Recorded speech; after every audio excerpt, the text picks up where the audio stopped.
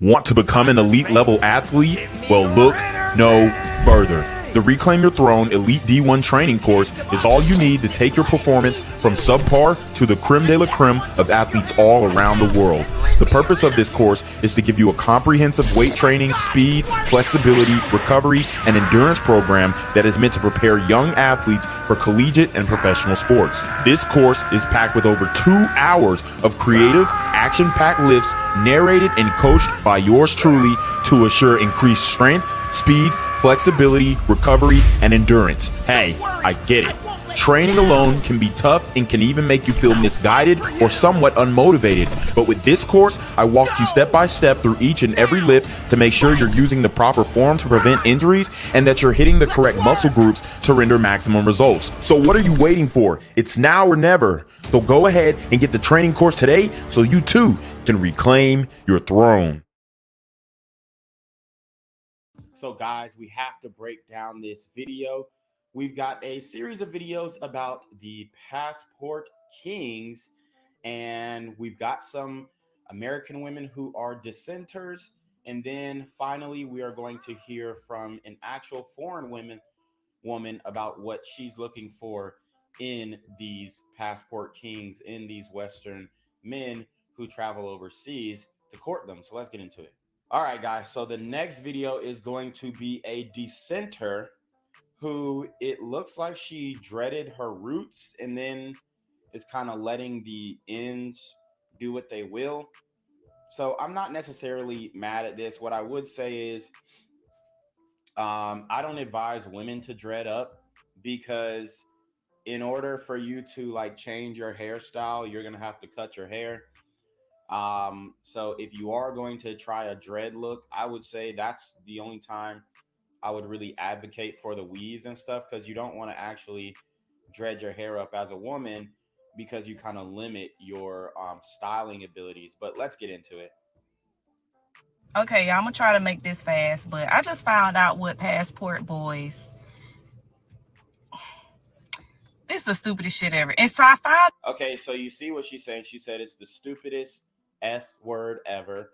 Okay, and she's crapping on the passport boys. Now, this is what I'll say. She's on TikTok talking about men and saying that, you know, going overseas is dumb, which doesn't make sense because these women have been getting flued out since the beginning of time, and especially have amped it up since the pandemonium. Y'all know what I mean by that.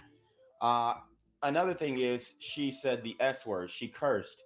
And if I were to go on TikTok and say, oh, you know, women getting flown out is the stupidest S word that I've ever heard of, then my channel would be banned. My channel would be shadow banned. My channel would be booted to the shadow realm, which we are in as of now.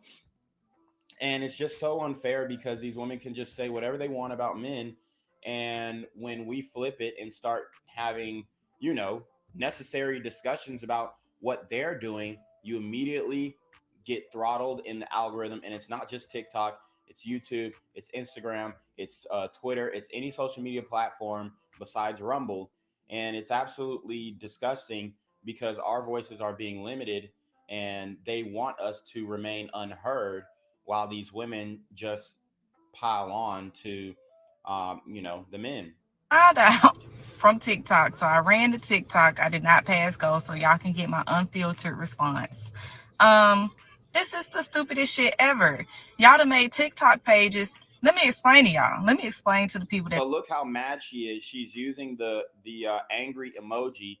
If men were to say, "Oh, we're angry about women getting flown to Dubai and getting dookied on," like, we would be accosted. We would be called, you know, chauvinist, misogynist, whatever. But what is this? Okay, these women are mad that men are traveling. These women are misandrous, okay, because they hate to see men living their best lives. But when girls go on girls trips, when they get flued out, when they're going to this concert, that concert, this rave festival, and they're not wearing anything but fishnets and whatnot, a lot of men have nothing to say about that, honestly. Like, at the end of the day, we really applaud it because we're benefiting from being able to see your hind parts for the free ski. Don't know what passport boys. I'm about to air y'all out. Get ready. Put your coat on. I'm about to air y'all the fuck out. So what, I really ain't even take this all the way in yet. So y'all going to another country to find an easier woman because black women are hard to deal with. We want Okay, so it's not. I keep trying to say this. It's not about black women. They keep saying black women, black women. It's not about black women. It's about Western women. This movement is centered on Western women, not necessarily black women. As a matter of fact, like I've already showed you guys before, there are way more black people in Brazil alone, not counting the rest of South America, but there are way more black people in Brazil who were transported to South America from Africa through the transatlantic slave trade than there are in the United States. As a matter of fact, there's about 120 million Afro Latinas or Afro Brazilian, not Latinas, but Afro Brazilians rather, just in Brazil. That's not including any of the rest of South America. Okay, and I think Brazil's population about 250 million. The United, so that's pretty much half of the Brazilian population are Afro Brazilians, um, and the total population is about 250 million. In the United States, there's only 50 between 45 to 54 million African Americans. You split that down the middle, and then we're about 20 million African American women. So there are actually more Africans in Brazil than just in Brazil, not even including the rest of South America. But there are more Africans, Afro Brazilians in Brazil than there are in the United States. So it's not about black women. Black men are traveling to deal with black women. It's more about the Western mindset because when you go to Brazil, you're going to see women who look just like this, except they're feminine. They're not angry. They're not trying to be strong and independent. They show that they show their men that they want and need them and want to depend on them, and they want a family. And these women are not, ready for that. They're unbothered, and then they're also coming as single mothers with another man's child who, let's keep it a buck, none of these single eligible bachelors who are black men want to be raising a Pookie's child. We just don't want to do that. We don't want to deal with y'all badass kids. Let's keep it a buck. money, we're tired, and we're disrespectful apparently, right? So Yeah. you go to another country to find an easier woman that needs your money, that needs your passport. So we're going to debunk all of this because the women overseas, although there are some gold diggers overseas, they're way more gold diggers in the United States. Where did they, remember rich and word eight figure? That's my type. That like, bro, come on. What did Cardi B say? Broke boys don't deserve no. I know that's right. Okay, so the women in the states are way more materialistic, way more narcissistic, and they are even bigger gold diggers than the women overseas. The women overseas just want a nice life. I was watching a video from Filipina P, and shout out to Filipina P, and shout out to the Filipinos. I love the Filipino culture. But Filipina P actually was going, doing street interviews and asking the women, hey, how much money do you need a month to live? And I think they were saying between like 10,000 to 30,000 pesos, which ends up being like $1,000 in the States, if I'm not mistaken, a month. So they don't want that much money. They just want a livable wage where they can, have children comfortably and be able to provide and be provisioned for. So these women are not gold diggers at all by any stretch of the word. But she's trying to depict these women as gold diggers. And what happened to stop bashing women, stop bashing black women? Because, like I said, there are more black women overseas than there are in the United States and even all of North America. So that's where the black men are going to deal with other black women who are actually feminine and who have kept their grace. But she is over here bashing those women, saying that all they want is money, da da da da, whatever. And that's actually the reality for Western women, because if we go on a street interview and ask, hey, what would you rather have, a 9 to 5, a scammer, or a drug dealer? They're gonna pick the scammer or the drug dealer over the 9 to 5. that needs your green card. Of course, she's nicer to you. And then she gets over here, she's treated better because immigrants are already, they have way more rights. People are more friendly. What? So she's trying to say that immigrants have more rights than Americans. And although I would say that that probably is the case for Mexican immigrants in a lot of blue states, in the majority of the United States, an immigrant is not going to have more rights than you. People are more friendly to lighter skinned people, mind you. So So she's bringing in the colorism argument, which is debunked because black men are going over there looking for women who are her complexion or even darker. It's not about the complexion, it's not about the skin color, it's about the femininity. she's getting a better treatment over here in America than our moms got, than our grandmothers got. Like, of course we're fucking angry. We're struggling with our credit. Nobody taught us shit. We're all over here struggling. So you heard what she said. Of course we're angry. We're struggling with our credit. Nobody taught us ish. Ooh, a hit dog will holler. Not all black women are struggling with their credit, although there are a lot who are. Okay, let's just keep it a buck. And nobody taught them ish. Whose fault is that? You need to be looking at your mothers. You need to be looking at your grandmothers. You need to be asking them, hey, why didn't you teach me that I need a man? Why didn't you teach me that I could depend on a man? Why did you teach me to have hatred or disdain for black men? That is not a discussion for the passport bros or the passport kings. That is a discussion that should be directed at your parents. We could actually be helping each other, but y'all done made a TikTok page talking shit about us.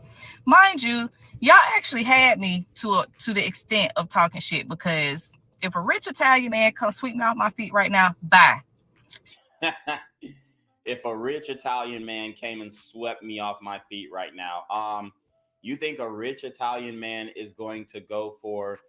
I mean, she's not ugly. She's got really nice skin, but she's already admitted that she's head over heels in debt. Okay, I would not put it past her that she has. I wouldn't put it past her that she's got kids. Okay, so you think a rich Italian man is going to go for a dreadhead single mother of two?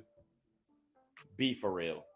Be effing for real, as these ladies would say. Okay, no, absolutely not. As a matter of fact, Italian men, they I'm sorry, but they're not going for sisters. They really aren't, man. If you look at all of the dating app statistics, OK Cupid, Tinder, the only people who are really swiping right on the sisters are other black men, but they have alienated a lot of black men. So that's the issue. And I'm not saying that it's impossible for sisters to date IR and whatnot. But if you think you're just finna get a rich Italian man, good luck with that. Because Italian men, they prefer Italian women. Why? Because they actually cook, they make pasta, they make stromboli, they make all types of different dishes. And you women, you refuse to cook. So if you think an Italian man is gonna settle for a dreadhead sister who ain't cooking and bringing two kids in tow, you got to be out your freaking mind. See you back. But one thing I'm not finna do is talk shit about my black kings on my way out. But you're doing that right now, though. I'm not. Why would I do that when I know that we're all struggling together? When I see y'all and when I see that the I'm gonna stop you right there. Not all the Black Kings are struggling now. Maybe the Pookies and Ray Rays, but my Malcolms over here, okay, the mildly attractive, lucrative, communicative, operational, likable men, the medium ugly, lucrative, communicative, operational, likable men, the massively attractive, lucrative, communicative, operational, likable men, we're not struggling, not in the slightest. the black woman is the most disrespected person on this earth. I really don't understand what gives y'all the, you know what? Y'all deserve a woman that's gonna look 50 when she's 32. Go ahead. Okay. So I do want to speak to that last thing that she said. Y'all deserve a woman who's going to look 50 by the time she's 32. Let me tell you right now. And unfortunately, sisters have the highest obesity rate. So the more fat that you put on, the more you're going to age. So a lot of these 32-year-old women are 200 plus pounds. So when they're saying black don't crack, if black don't crack, then why y'all talking about all these stretch marks that y'all got? Is that not your skin cracking? Is that not your skin stretching, expanding because you're putting on too much weight? So, you know, it has nothing to do with race, really. Some women age gracefully than others. Okay, some women age gracefully than other, and a lot of these sisters are not aging gracefully, and they keep trying to say black girl magic, black don't crack. But in the reality is, if you're not staying in shape, you're going to crack. Okay, so I just had to kind of debunk that, and I'm not because like if the women in the community were going to the gym in droves and masses, then they probably wouldn't crack. But the problem is they're not taking care of themselves. They're not taking care of their bodies. They're the most obese, respectfully. Unfortunately, it doesn't bring me joy to say this, but they are the most obese. Um, and that's a huge issue. So you're saying black don't crack, but if you put on some weight, you best believe you gonna crack, honey. All right, guys. So you saw that spicy Latina at the end explaining that yes, she wants a man to take care of her. Yes, she expects a man to fulfill his masculine duties, but she doesn't want more than the next woman. She's not asking for something extravagant. She just wants to be comfortable. And the way that she articulated that, it was very classy, very controlled. She didn't call anybody any names. And, you know, this is what we're looking for in our women. And if only the sisters could replicate this type of behavior and obedience to their men, then they would be able to get what they so seek out of these men. But they're not doing that, and that's why they're getting the results. Let me ask you a question. Let me know in the comment section, who would you rather be with? Who would you rather be with? The first woman that I showed in the video, with the lashes and the weave, and she was kind of advocating for the passport kings.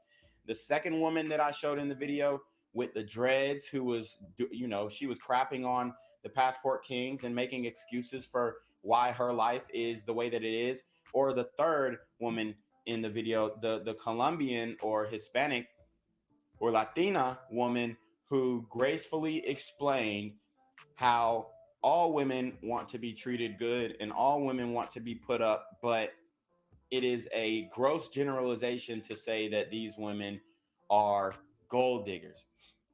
So let me know what y'all think in the comment section below. You already know what it is, man. It's your boy Reclaim Your Throne. Make sure you like, comment, share, subscribe. Send your relationship questions to the email down below with a screenshot of your cash app so I know you're paying your tithes. And you already know. Reclaim your throne. Want to become an elite level athlete?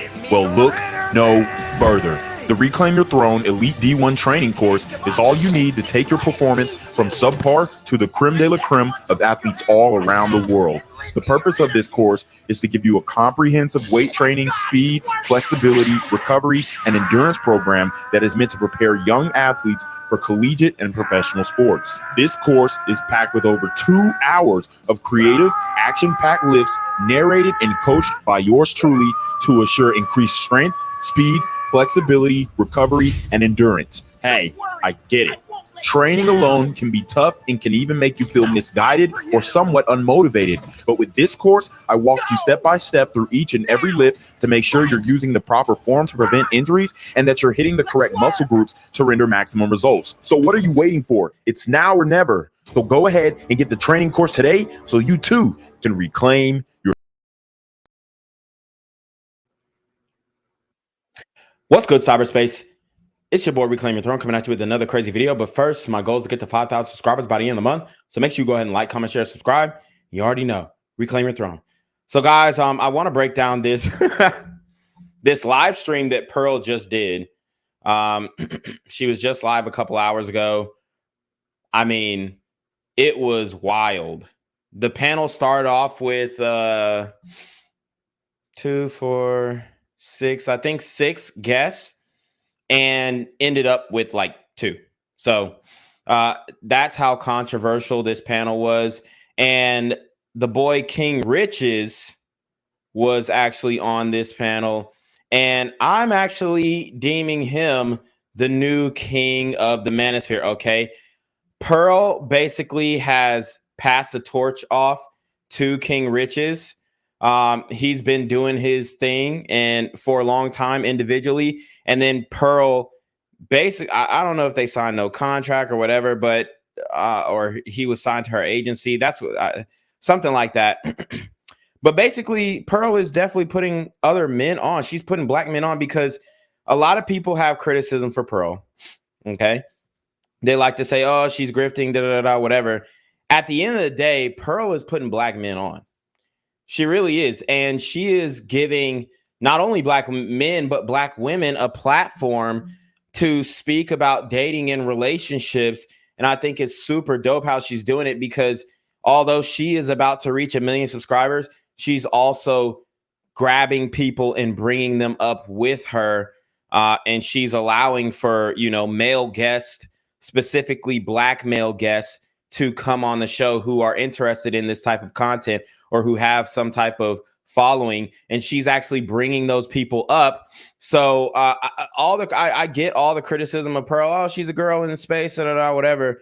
But at the end of the day, she's putting black men on. Okay. I think there's like some dude named Sarah or something like that. Buddy is nice with it. And he's got experiences with women. She's got King Richez on the platform. He's got experience with women. Her producer or whatever. I think Blessing. I think he's a Nigerian or African or something like that. So she's putting people on. So you can't say, oh, well, she shouldn't be on it. As long as she's bringing other content creators up and bigging them up and giving credit where credit is due, that's all she really got to do. She has a platform and now she's putting other people on. And she's done a great job of it, in my opinion. So without further ado, let's get into the content. We're going to break this down. I'm about 25 minutes into it to get rid of, all the monotonous stuff and get into the thick of the controversy. Also, Destiny is on this stream. And Destiny, if you guys don't know, he is a, Twitch, YouTube, whatever streamer.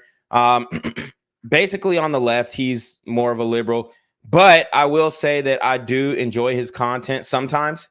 I disagree with a lot of the things that he says and obviously his sexual orientation. But at the end of the day, he's a fast talker. He's very entertaining. He's quick-witted. He's witty. I think Satan the Sitter cooked his ass up though. But other than that, he's solid content creator. So let's get into it. Well, with me, I'm different because if I'm gonna wear a short skirt and something sexy, I'm always gonna wear it with my man. Mostly I wear it at home, but if I want to go out and I say to him, "What do you think about this?" And do you know what? What Destiny said? What we've been saying is just normal. And I fuck with Auntie, but oof, I mean that image of like something sexy, it's just like, nah, you know what I'm saying? We'd like to see you in the grandma role. We don't want grandma to get sexy. Normal respect for each other. And I respect him and his decisions and his opinions. And he will respect mine. So it's not like I'm blindly following where he wants to go. Because if he wanted to go somewhere or talk to certain people. So basically, they're answering the question, who has the final say on the relationship? And it's about to get heated quickly, y'all. Like, it's going to go from 0 to 100, nigga, real quick. Well, I've said to you in the past, you know what? I don't like your friends. And as a man, I will say, I'm not going to say don't go out with them. I'm saying this, watch out for this. This is what I spotted. This, and this. And I'll let him go ahead. And eventually he will know, you know what, you were right. So it's just about respect. But I find that these modern people now, they don't have the basic respect for each other in the 100. relationship. So what happens in 100. like lesbian relationships then? I don't know. Okay, I can tell you what happens in lesbian relationships. Oh, shit. Damn, choked on my shit. But lesbians have the highest rates of domestic violence. I wish somebody would have pointed this out on the pod. I don't think anybody did. But what happens in lesbian relationships is there is a power dynamic going on, okay? There's a power dynamic. All right? There's a battle for dominance. They're not just, unanimous decision. No. they're fighting too. As a matter of fact, they're fighting more. Okay. They're fighting more. And let me pull up the data on this while we keep watching. No. Well, again, like I think to be clear, everything that was said, the man says, everything that was said is fine for relationships. There's not like a masculine, feminine. Like what you started talking about, you're going to talk to your partner. You're going to make sure that they understand where you're coming from. Hopefully, you love each other and you know each other. Hopefully, you both have each other's best interests at heart, and then you advise. But on I just that. think at the end of the day, someone wears the pants. Like someone's leading and someone's following. It's like no. And sometimes it's reversed. But at some point, like you have to trust someone's leadership. That it's going to depend on the domain that you guys are experts in, right? So you said you were a mechanic, right? So I'm guessing that traditionally men are going to have the say over the car because men tend to know. But I'm guessing you probably know more than your husband does, right? If he comes back with a 50-pound bill for blinker fluid, you're probably going to. But you know you're probably going to make fun of him, right? But you know something, right? Mm-hmm. As Pearl knows, and as you most probably know, yes, I'm a mechanic, but he's more stable-minded than me. And as you know from the shit car that I picked you up in. Right? Because I must have been having a blind, non-mechanic feminine moment where I just went in and asked for the cheapest car with 4 doors, and you saw it. The car's a piece of shit. It's for somebody single. It's not for somebody that's got 3 grandchildren, because 3 grandchildren. All right, so this comes from the BBC, pause, which actually is apropos to this podcast, which is being filmed in the UK. And it says, is violence more common in same-sex relationships? This was a study that came out in 2014. It says a study in the U.S. suggests that same-sex relationships suffer higher levels of domestic violence than heterosexual ones. Why is this, and how are Americans dealing with the problem? So we're not going to get into this long article, but I'm basically you see what's going on here, okay? And more of that is coming from the lesbian community, not the homosexual males. He feels the car.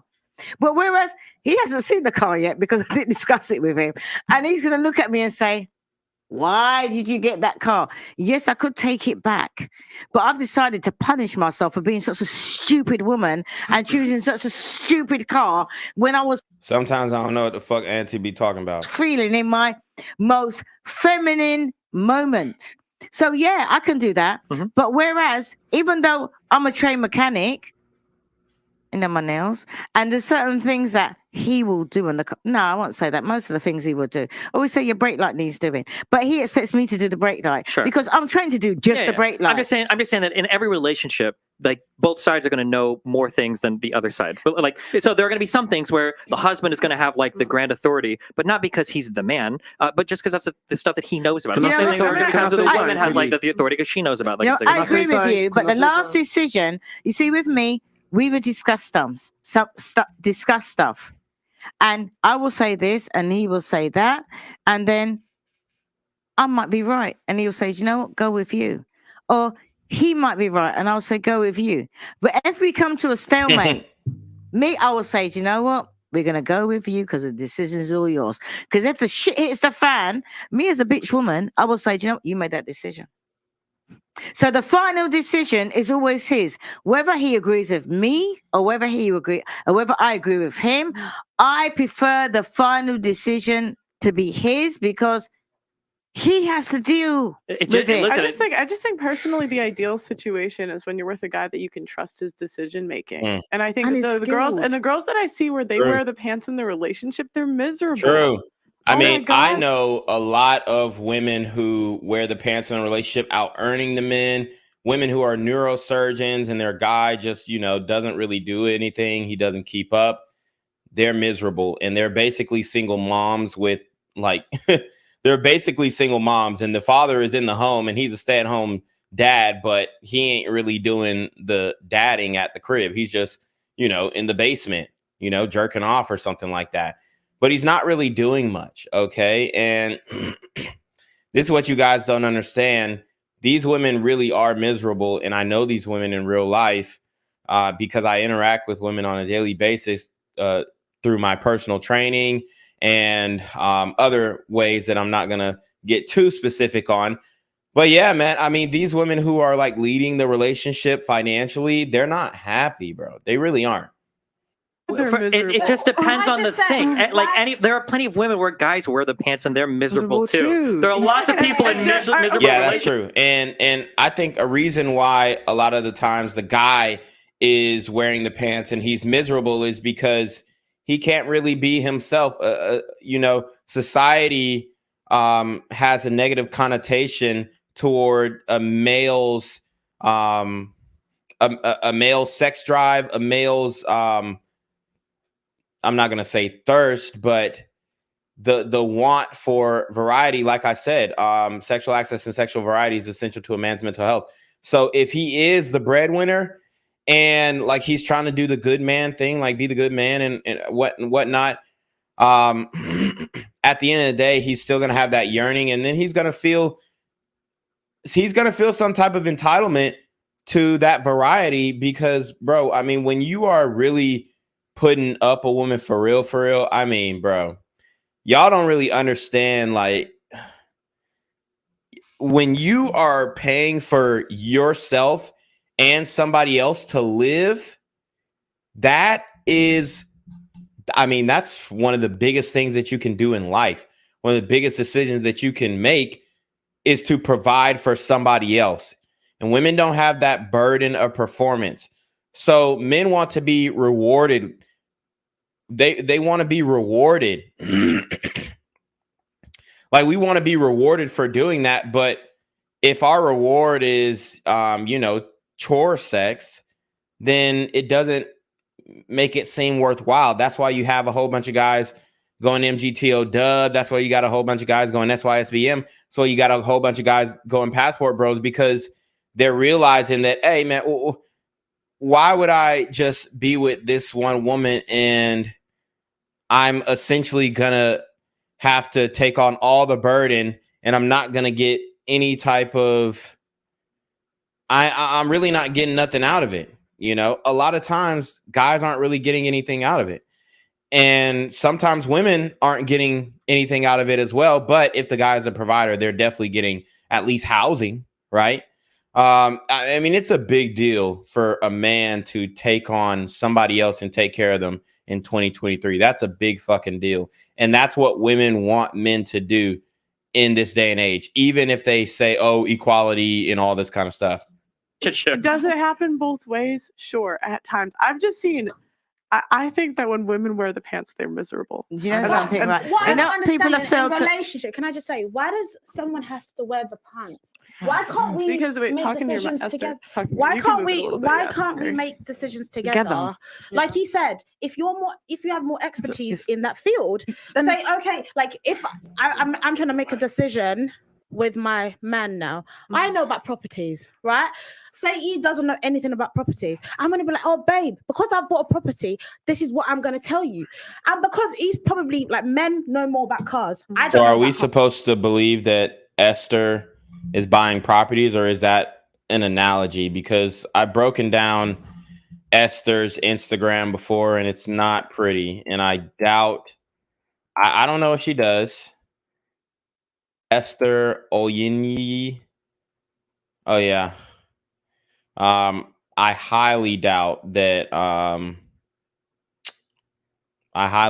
she's buying properties. I highly doubt it. Let's see. She just got kicked off of the podcast too. I wanted to see if she was gonna put a story on her Instagram story about it, but she didn't. But yeah, I mean, she's got 10K followers. I'm trying to see maybe where the money is going through or coming from. I mean, she's only got 165 subs on YouTube, so she ain't making no money on YouTube. She's not even monetized. Where is this money coming from? Like, what does she do? I guess it's showing that she's acting. Okay, so I guess she's an actress.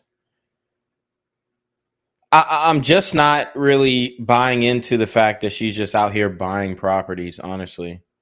I will never tell my man anything about cars, because I assume, because men seem to know more about cars, and if he has a nice car, he's been driving for a long time, I'm gonna think, you know what, that's his field.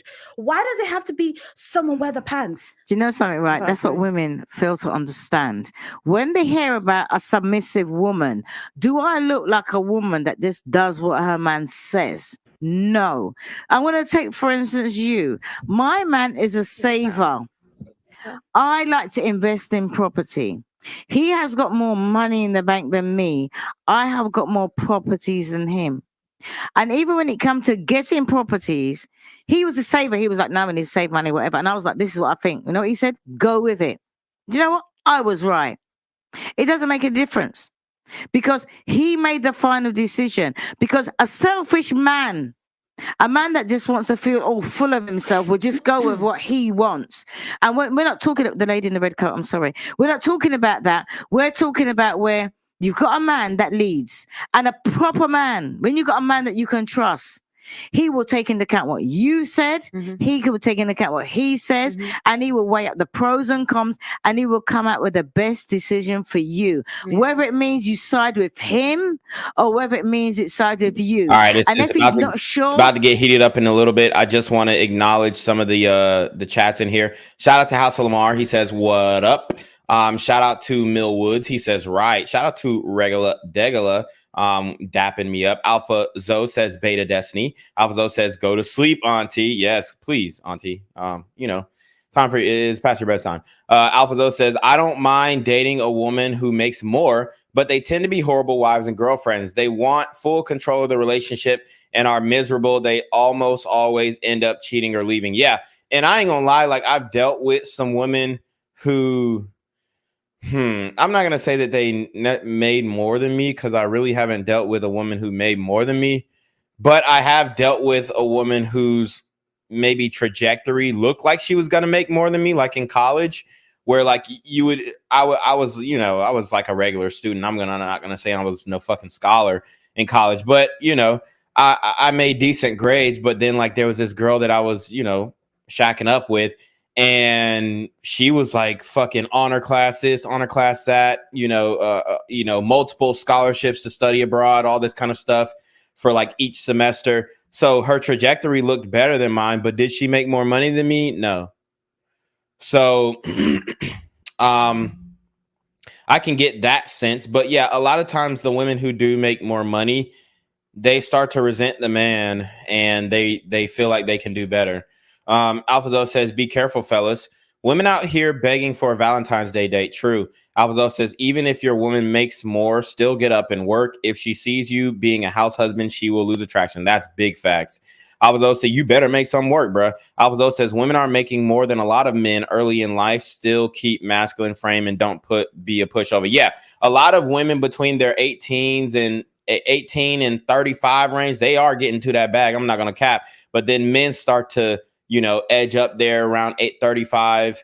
But the thing is, not all, but a lot of these women are, you know, they're going into intercourse work. They're going into sex work. So they have that advantage on men because nobody wants to see a swinging dick, but everybody wants to see swinging titties, right? So men don't have that option to go into sex work. And there are studies that suggest that women are actually making more money than men in major cities. And then there was also a recent study that came out that women are buying more houses than men and or single women have, you know, more home ownership than single men.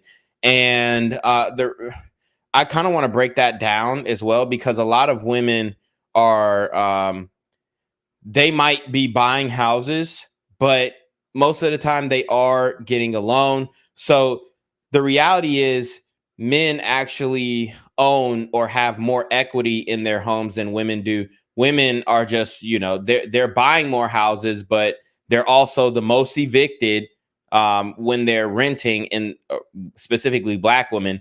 They're also the most evicted when renting, and then they're also the most likely, unfortunately, to foreclose on a house. So I do want to, you know, beef it with that, because yeah, women might be quote unquote buying more houses, but that's actually not a good thing right now, especially when interest rates are like 7%.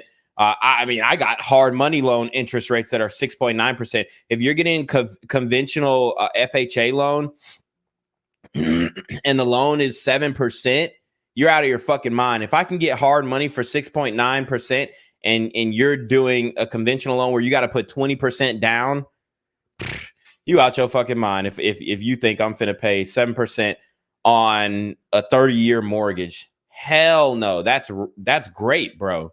That's great.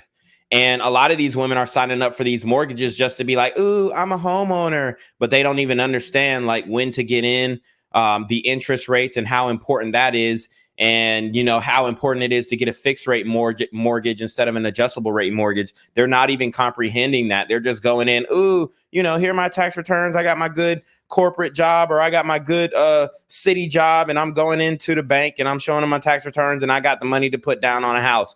And then, you know, they're wondering why they haven't been able to pay off the house 25 years later. And it's because your interest rates are at 7%. And that's when you bought into the market. And men are like, nah, I'll wait. Okay. Or they're just buying it cash. Okay. Because I work in the real estate industry where people buy properties cash. And the people who are coming and buying these property cash are men. They're not women at all. Okay. I mean, there are some women for sure. And I respect the hell out of the women in the real estate industry who are making it work. But most of it's a male dominated industry when it comes to investing. Now, these women might be buying these houses and getting a mortgage on the property, but they are the most foreclosed on, and they are, you know, they hold the most debt. So that's why they hold the most debt, because they're buying when it's, you know, not opportunistic to buy. Let's see. Alphazo says, why can't, and then they're still crying about a gender pay gap. Can you believe that shit?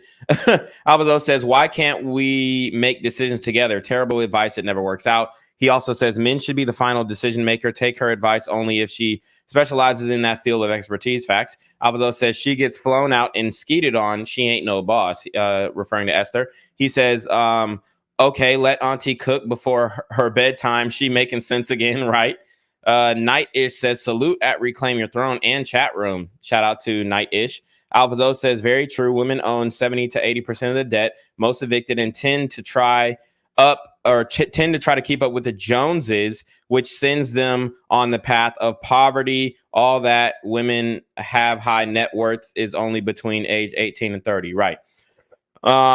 He says they signed for the mortgage so DeAndre and Pookie can move and trap drugs. Yeah, I mean, that's real. That is definitely real deal thing. All right, so let's keep going. He will either say, you know what? If he's a stubborn, big-headed, bullish man, he would say, you know what? My name rules, so I'm going to go. No, when I was talking about buying a property, my man didn't agree with me. And I explained, you know what, this. But it seemed like an impossibility to him in his mind as a natural saver. But he was like, you know what, go for it. Now we've got the properties. He's got the money. I haven't got no money. If I need money, I'll go to him. But on paper, I've got more money.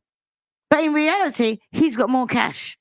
So you just don't go with a man just because a lot of women think that, oh, I might know more. And guys, I advise you to have more assets and more liquid on hand than your woman. You always want to have more money.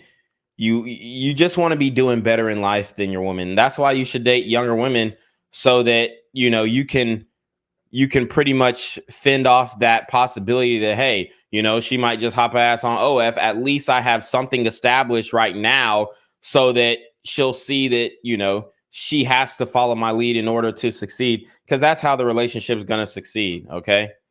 About this, but he's the man. He has to make the final decision. That's lack of respect. Oh, I like that. Alpha Zo says, welcome to the throne room. Okay. That's hard. I fuck with that. Oh, say like If a man respects you, he will take into account your decisions, your research, your qualifications before he makes the final decision. And if a man is going to go with all your knowledge, all your experience, all your decision making, and what you've been doing for a lifetime, and go against it, but don't you think he's not the right man? Don't you think you're talking about skills in a man that is a man that has lived, a man that's matured, a man that has had relationships, learned about himself and others? We're talking about men in their 20s and 30s that have yet to become. Exactly. And I think so we cannot have the same attitude at all. You're talking generationally completely different. And that's why you date older men as women. I've already said this before. The women in elementary school were looking for the middle schoolers. The middle school women were looking for the high schoolers. The high school women were looking for the college guys. The college women are looking for grad school or athletes or whatever, you know, celebrities, okay? Or guys who have already got their lives established. That's how it works. Value base is completely different. The way that they are raised are different. Your expectations for our 2023 men that have been raised with sometimes very little foundation, you're expecting so much for them to have all of these qualities that your man of. So who raised them with little foundation? And I think we're speaking specifically about the community, the Black community. Who's raising them with little foundations? Who's alienating the father so that he's not involved in the child's life? Who's doing that? So we don't. This is what we're not, you know, talking about. X years and X age and big age are having. I don't think they can be compared. I think the point is to pick a good man that you can 100%. But I'm talking about, we're here now. Okay. We're here trying to find this good man. But in the Mecca, we're like, oh no. See, here's the bullshit. Oh, we're trying to find a good man. That's bullshit. You ain't trying to find no damn good man. You ain't trying to find no damn good man. Because there are plenty of Malcolms, mildly attractive, lucrative, communicative, operational, likable men. There are plenty of Malcolms, medium, ugly, lucrative, communicative, operational, likable men. And there are plenty of Malcolms, massively attractive, lucrative, communicative, operational, likable men. The problem is that there's different things that come with those different guys, okay? The medium ugly Malcolm, he may not be the most attractive, but he's stable. He's got a good job. He works at the poultry. He's coming home at 9:30 p.m. every night, okay, in time for supper, and going to bed at 11. His life is pretty much the same thing every day, but he treating you right. He know how to love you. He know how to eat that coochie. He's sucking toes and all that, but he a little ugly. Okay, then you got the medium or the mildly attractive, lucrative, communicative, operational, likable Malcolm. Okay, this guy, you know, he's decent looking. All right, he could clean up on a good day. Once he puts a tuxedo on, he could, you know, mess around and be a hard 7, right? But you know, he may not be that tall. He may not be that hot. He's just mildly attractive. You know what I'm saying? Like, he has either or. Either he's really tall and not that cute in the face, or he's not that tall and then he's got a nice face and a nice body. He's just, you know, average, okay? Mildly attractive. Then you have the massively attractive, lucrative, communicative, operational, likable man. And this guy, he's non-monogamous, okay? And he has everything you want. He's got the money. He's got the status. He's got the bread, okay? He taking you on trips. He's flying you out. He's doing all that, okay? So you have all these different Malcolms to choose from, and you're spoiled for choice. That's really what it is. Oh, the nonsense is happening. Listen. Hold on. I've been listening to, like, I haven't even said nothing for ages. You know? Like, at the end of the day, it comes down to who you pick. Yeah, 100%. It comes down to who you pick. So you can say all of this, oh, yeah, we're trying to find these good men. At what age are you trying to find these good men? And where are you trying to find them? Exactly. And that was a great question that King Richez brought up. Dude, King Richez is the new king of the Manosphere. The thing is, the guy's authentic, okay? He's buff. Matter of fact, we're going to go to his Instagram just to show bruh some love. I mean, if y'all can appreciate a guy who's in the gym just like myself, that's definitely King Richez, okay? He's putting up peas, bruv, okay? He's putting up peas. A lot of niggas was sleeping on him earlier in the days because of his accent, and niggas wasn't trying to give him the time of day because American red vitamin guys weren't trying to listen to UK niggas. But let me tell you what, I mean, he's doing box jumps, okay? Getting up there, 1-step hops. Let's see what the so he's got 42, okay, 45-inch box jump. Okay, that's good. You know what I'm saying? I do a 60-inch box jump, but you know, my man is eating, okay? He's working. So we got bruh in the gym, okay? Pushing 245, squatting, big squats. All right. Nigga also boxing too. He's sparring with niggas. He really eating niggas shit up. Woo, shit. Damn. on the concrete. God damn. This nigga's a bull. Damn. Nigga's a bull, bro. The nigga's a bull. A lot of American guys were sleeping on him because of his accent. You know, now he made the right connections with Pearl. You know, he over here doing the power clean. I'm not going to lie. He need to loosen up his grip on the bar on the power clean, you know, get a little lower, catch it lower. But, you know, decent form. He boxing. You feel me? The nigga's a force to be reckoned with. You don't want to fuck with bruh, man. You don't want to fuck with him. Okay? You don't want to fuck with him. All right. Let's watch another one of these boxing videos. See what he's saying. Oh shit. Oh shit. Oh shit. Oh shit. I mean, he could take a hit too. I mean, the guy's massive. He looks like he's about 220 pounds. He looks like he's about 220 pounds. Maybe 215 because he looks lean as well, but I mean, my nigga is shaped like a fucking a nigga shaped like a D1 linebacker. And I believe he played football in America. I don't know at what school. But you know, he's training. He's training. Looks like that's when they got you know, a little tired. Let's see him on the bag. Heavy bag. Okay. Boom. Damn. Oh shit. Yeah. You don't want to fuck with this nigga, man. He's putting in the work. He don't need the Reclaim Your Throne Elite D1 training course. You know what I mean? He's putting in the work. Touch up the form a little bit. Let's see. Okay. I guess he doing a hit right here. Some highlights. Boom. Crack somebody. Damn. Damn. Crack back they ass. Okay. So y'all see the bruh. Y'all see the bruh. Y'all see the bruh. He going in. All right. And he finally getting his recognition. I think niggas need to pass the torch to King Richez because, you know, a lot of the old heads, they're fucking up the Manosphere, to be honest. Like a lot of the old heads, they're not really getting pussy out here like that. You know, I'm just saying, bro. And we need some niggas who are like unapologetically masculine, who are actually in the gym, who are actually like working out, who are actually like fucking bitches, who are actually getting money. Like, we need to stop putting niggas on who, you know, been in fucking 50-year marriages or some shit. It's just like, okay, yeah, we can listen to what they say and whatnot, and they can be the theologians and giving wisdom and whatnot, and that's fine. But I just see too many old heads speaking on something they have no fucking idea about. Like, they're talking about modern women, and they ain't touched a modern woman since the 1970s, my nigga. Like, their wife is 52 years old, bruh. So I think we should be taking guidance from the young crowd. They just need to go ahead and pass the torch to the young niggas because, you know, I definitely think King Richez probably has like one of the best shows in the red vitamin space, if I do say so myself, when it comes to like bringing on women to his platform.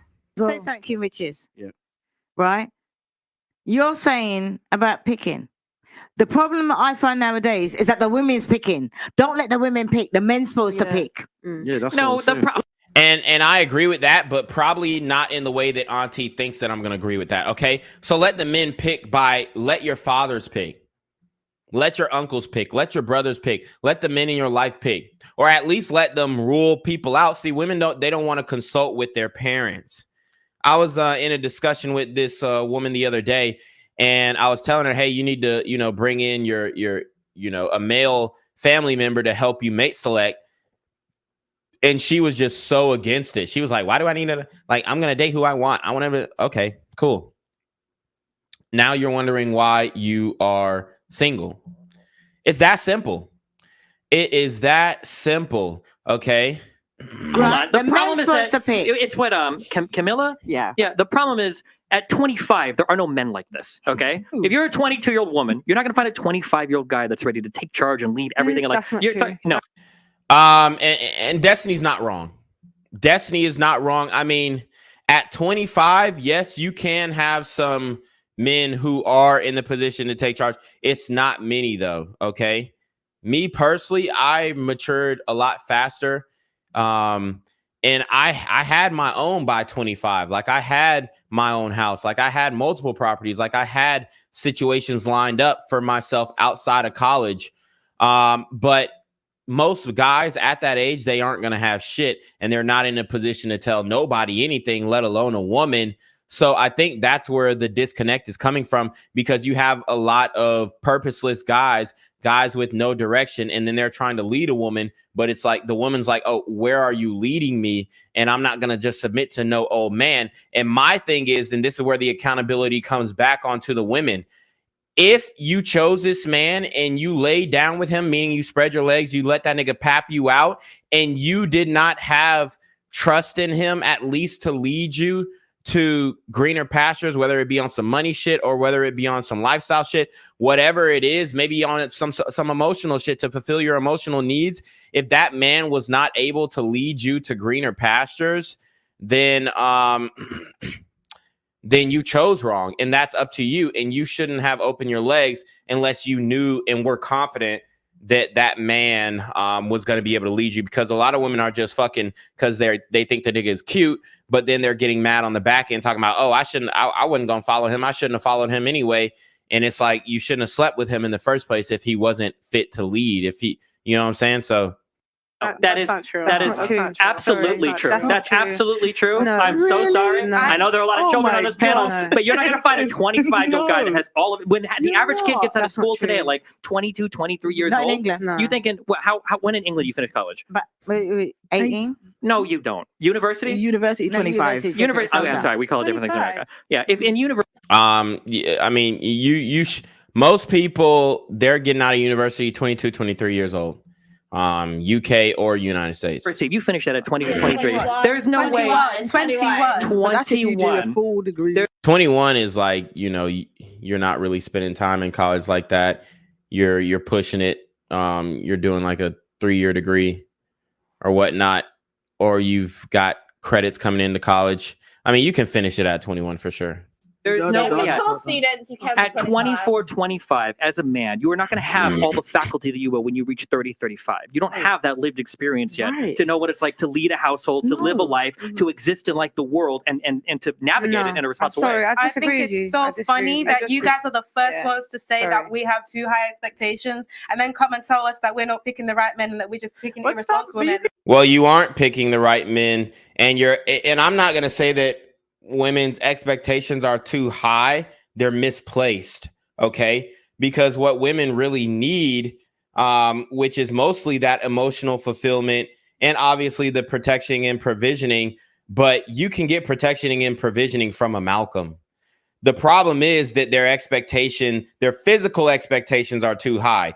Their character expectations are low, meaning they don't require a man to have character. They don't require a man to have integrity. They don't require a man to have morality, because a lot of these women are immoral. So the way that they move, they don't require these men to have, high character, high integrity. They require them to, be tall, have a big dick, and they don't even require the nigga to have money because broke niggas is fucking. But they say that they want the money aspect as well. But what they're picking is, or what they're picking are guys who are hot to them, but don't have money, because they're not finding guys in their age range who really got that bag. And if they do find those guys, they're either athletes or they're rappers or they're, some guy who is not going to be monogamous, and they're not willing to share that man, even though even if that man was gonna like try and take them seriously, or maybe they would, but most of these guys aren't trying to take them seriously unless you're like a bad bitch. And let me tell you, there's not one bad bitch on this panel. Facts. You could date an older guy. If you think that you need a 35-year-old guy, go date one. You could. So, but Nah, I'm all right. come on. But what if we're not attracted to older What did you say? What did you say? I want a young man just like myself, so we can relate together. Again, like I don't want a leader. So relate in struggle then. You guys keep talking about how you need a man to lead. Yeah. I already know myself. I'm an adult. You know, I've spent a lot of time with myself. I'm in tune with myself.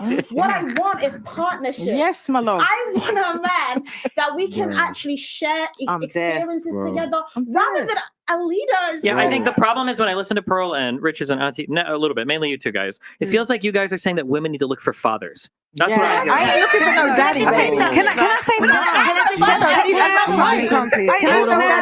Can I just say something? When I met my man, we're both in our 20s. Thank you. But in the we're both in our 20s. Right. In the 80s. And the thing is, it's in the 80s. But if you had the same standards now, which I have met some really good young men 100%. that had the same standards as my man have. But you know what? The women don't want them because they're average men. Well, all your videos, everybody's videos. The women want above average. Auntie, can I add something to that? Yep, that's the truth. They don't want those men. Auntie says she met some great young men. The women don't want them. Why? Because they're Malcolms, because they're boring, because they're not living the fast life, and they think that they can get some guy off of Instagram. And I'm telling you right now, none of you are that hot.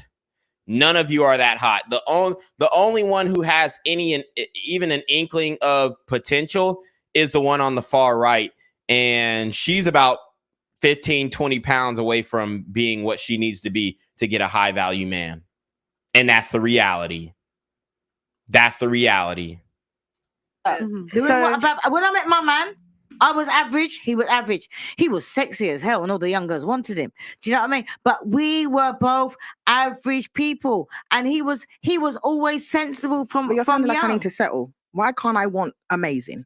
No, why do I not deserve but this is the thing. This is the thing. Why do I not deserve it? Hold on. You can want what you want, but can you get it? Is Can I the tell you question. something, right? My man is amazing. She can't get it. She can't get it. I'm gonna tell you right now. Now that woman, she's about 200 pounds overweight. Let's He's watch. always been amazing. He was amazing when I'm older than him. He was amazing when he was young. That was a bit shady, pal. And he was amazing old. Shady. It's like, you know, crazy. It's like, well, like, why aren't they perfect? It's like, I didn't say perfect, but it's like everybody's saying I need to have it as average. As average. Why? I ain't average. Oh,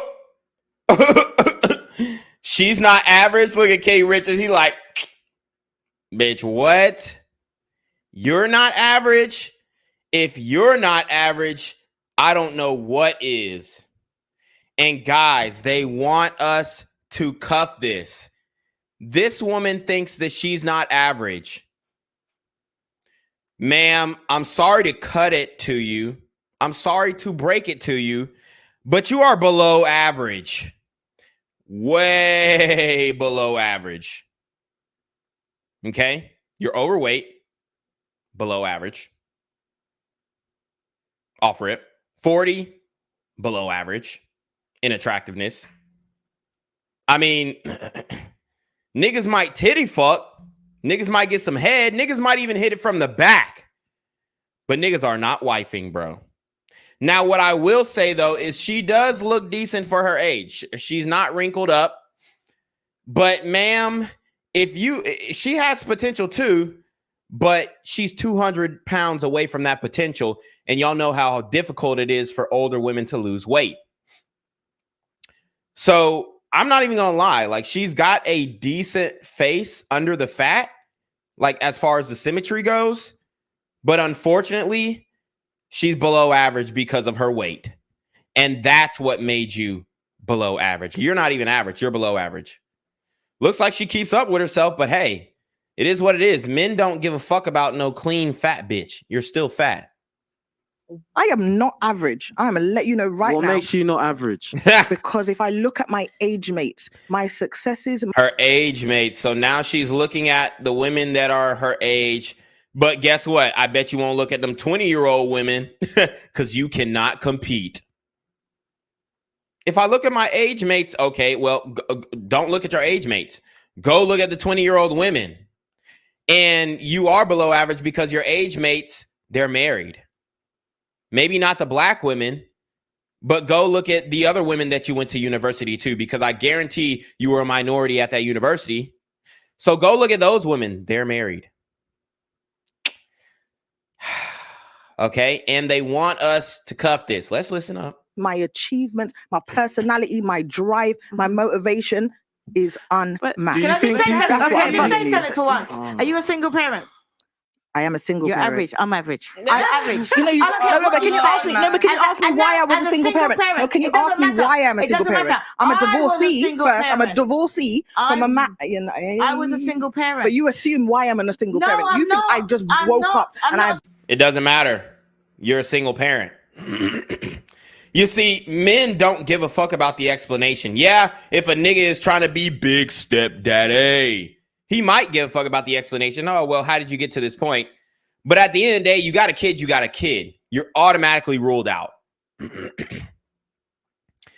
If you have a kid, you have a kid. You're donezo.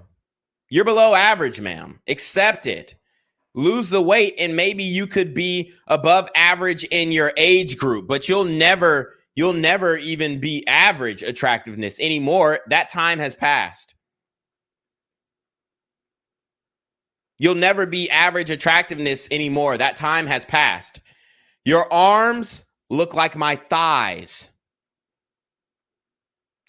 Your arms look like my thighs. Your arms are as big as King Richez, if not bigger, and they're full of fat. King Richez is probably like 14% body fat. His arms are full of muscle, and yours are bigger than his. And he works out every day. That's not cute, mama. You're overweight. You are below average. Point blank. No fat bitch can claim that she is above average or even average. No, you're below average. The rating scale doesn't work like that, ma'am. The rating scale doesn't work like that. It's what are you, 0 to 10, okay? What are you 0 to 10 on attractiveness level? Well, for a woman, you factor in the boobs, the face, and the ass, and the hip to waist ratio if they're in shape, okay? So you get points for having tits, you get points for having ass, you get points for having a pretty face, and then if you're in shape, you get points as well. If you're not in shape, your points get taken away, and your titties and your ass don't even matter because you're not in shape, so you're just fat. So it doesn't even matter that you got a fat ass and big breasts. It's like it doesn't matter because your stomach's fat. Okay, your stomach's fat. You got titty do where your stomach stick out more than your titties do. Okay, that's an issue. That's an issue. Now, will men fuck? Absolutely. Okay, we fucking now. We running up through. I mean, if she bending over, I'm sure that ass looks fat. Okay, and niggas like fat asses from the back. But then when you get up and your stomach is drooping over your pussy, then it's it's like, ugh, my dick's soft now. So that's all I'm saying. Could she provide a nice tit fuck? Yeah, hell, probably. Right? Does she got some decent mouth? I mean, her face ain't too ugly to get some mouth from. She got clear skin, clear face, drawn on eyebrows, but it works for some top. Okay. I know niggas who run through there, but to cuff, no. Especially at 40, no, ma'am. Bread, and I'm a single mom. That's not how it happened. I'm not assuming I did all that. I did all that. I had my child in. Oh God. Look at this. Look at this back fat that's leaking out. I'm gonna rewind this and go slow motion. Look at the back fat that's leaking out. Jesus, hold on. And I'm a single mom. That's not how it happened. I'm not. I did all that. Woo! Look at the back fat. The back fat looks like it's part of the titty.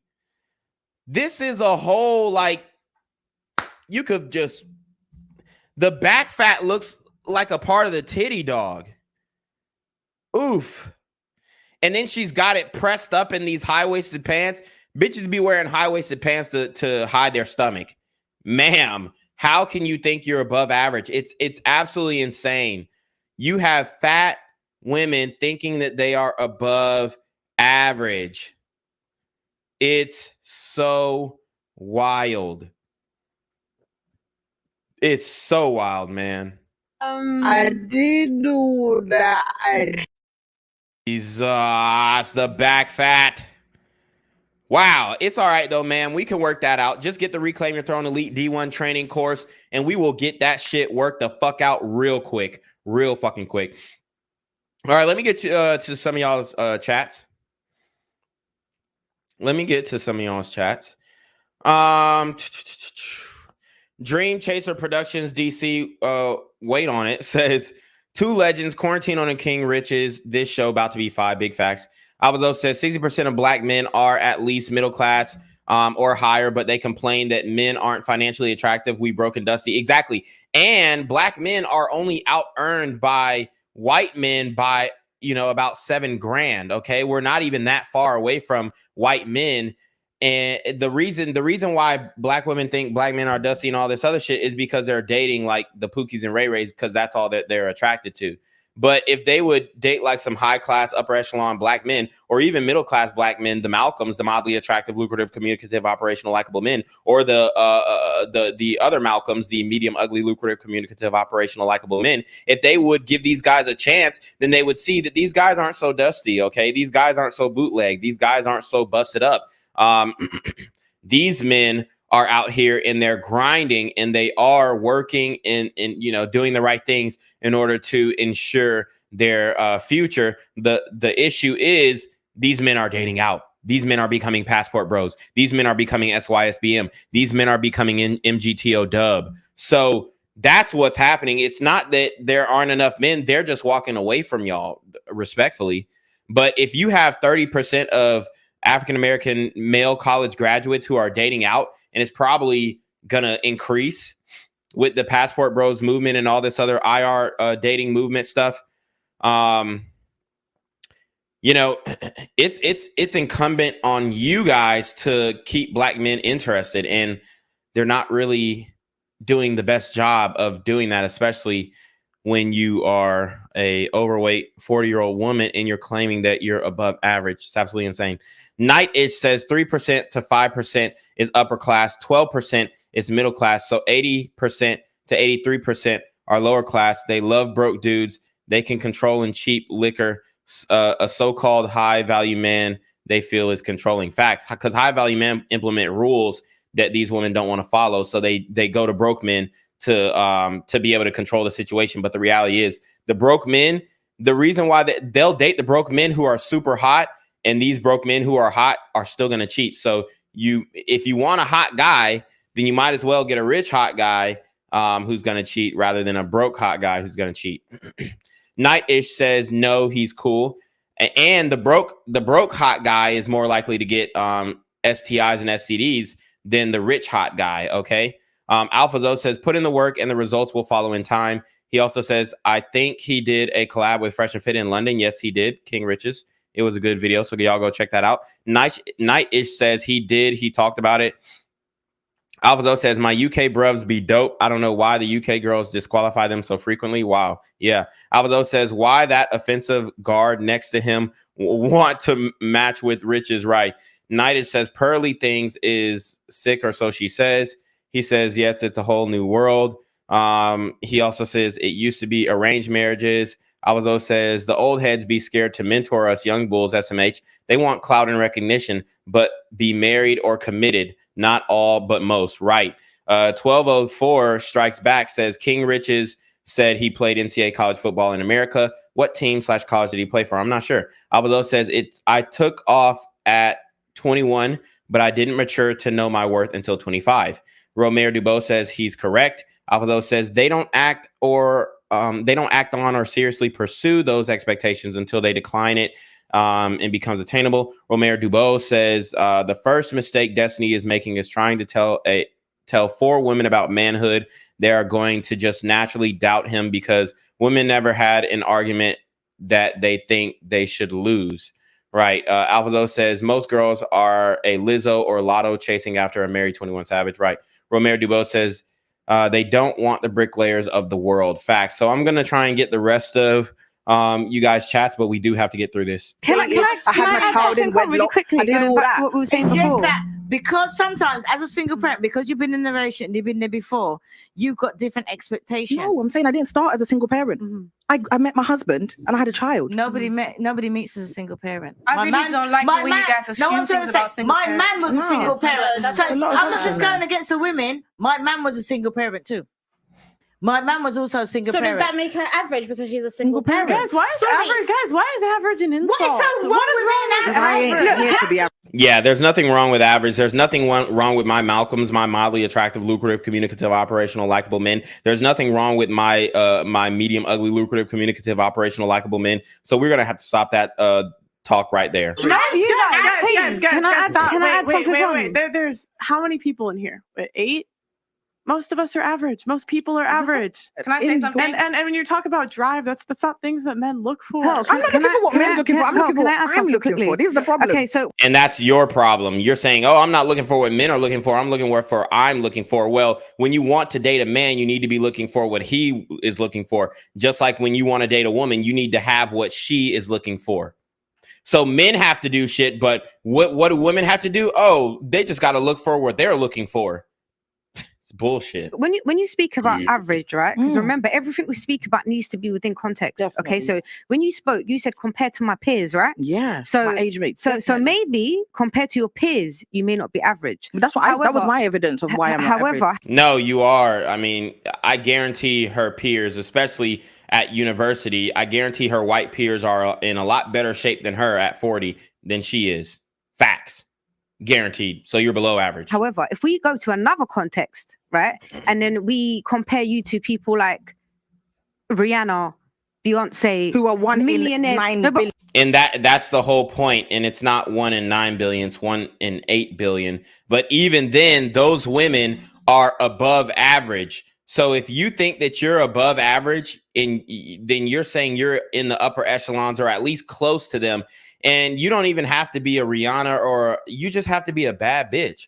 Like a bad bitch is above average because she's a bad bitch. Now, yes, there are a lot of bad bitches, but there are a lot of average bitches too. There are a lot of ugly bitches too. There are a lot of fat bitches too. So hang on, right? Because you're not. We can't compare. 1 second, you can because yeah, you can because you're a fucking woman. I can compare myself to Jay-Z and say compared to Jay-Z, I'm a fucking bum. Okay, because he's a man, I'm a man, and he's performing at a higher level than I am. He's an elite guy. There's nothing wrong with saying that. Okay, I'm an average guy. All right, there's nothing wrong with saying that. Now, can I get myself into a position where I'm above average? Absolutely, but I'm still going to be average in some aspects. I'm still going to be average height. Nothing I can do to change that. Okay. But can I say, hey, I'm going to get above average finances? Yes, I can do that.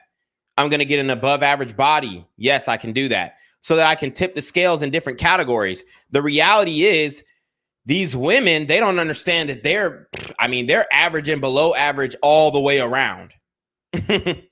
Like average is the light-skinned chick to the right. That's average. She's average looking. She's like a 5, maybe a 6 if she lost weight. And she's the best looking woman on the panel. Why? Let me explain why, right? When you meet a guy, right, you can be very pretty, you could be very attractive, you could be like all of these things, right? But he will still look at you as average because because he's had better. Yes. I mean, any nigga who's fucked bitches, especially the guys that women want, any nigga who's fucked bitches, who fuck bad bitches, not these ugly hoes, and in shape women who go to the gym, you're not going back from that. Okay. So yes, you're average because when I grip my hand around your stomach and I'm hitting you from the back, I'm gonna have to do I'm gonna have to open my arms up, like do a wingspan hold. With a fit woman, I'm like literally using 3 fingers on each hand and fucking the dog shit out of her. Look, there's always, it depends what you compare the average with.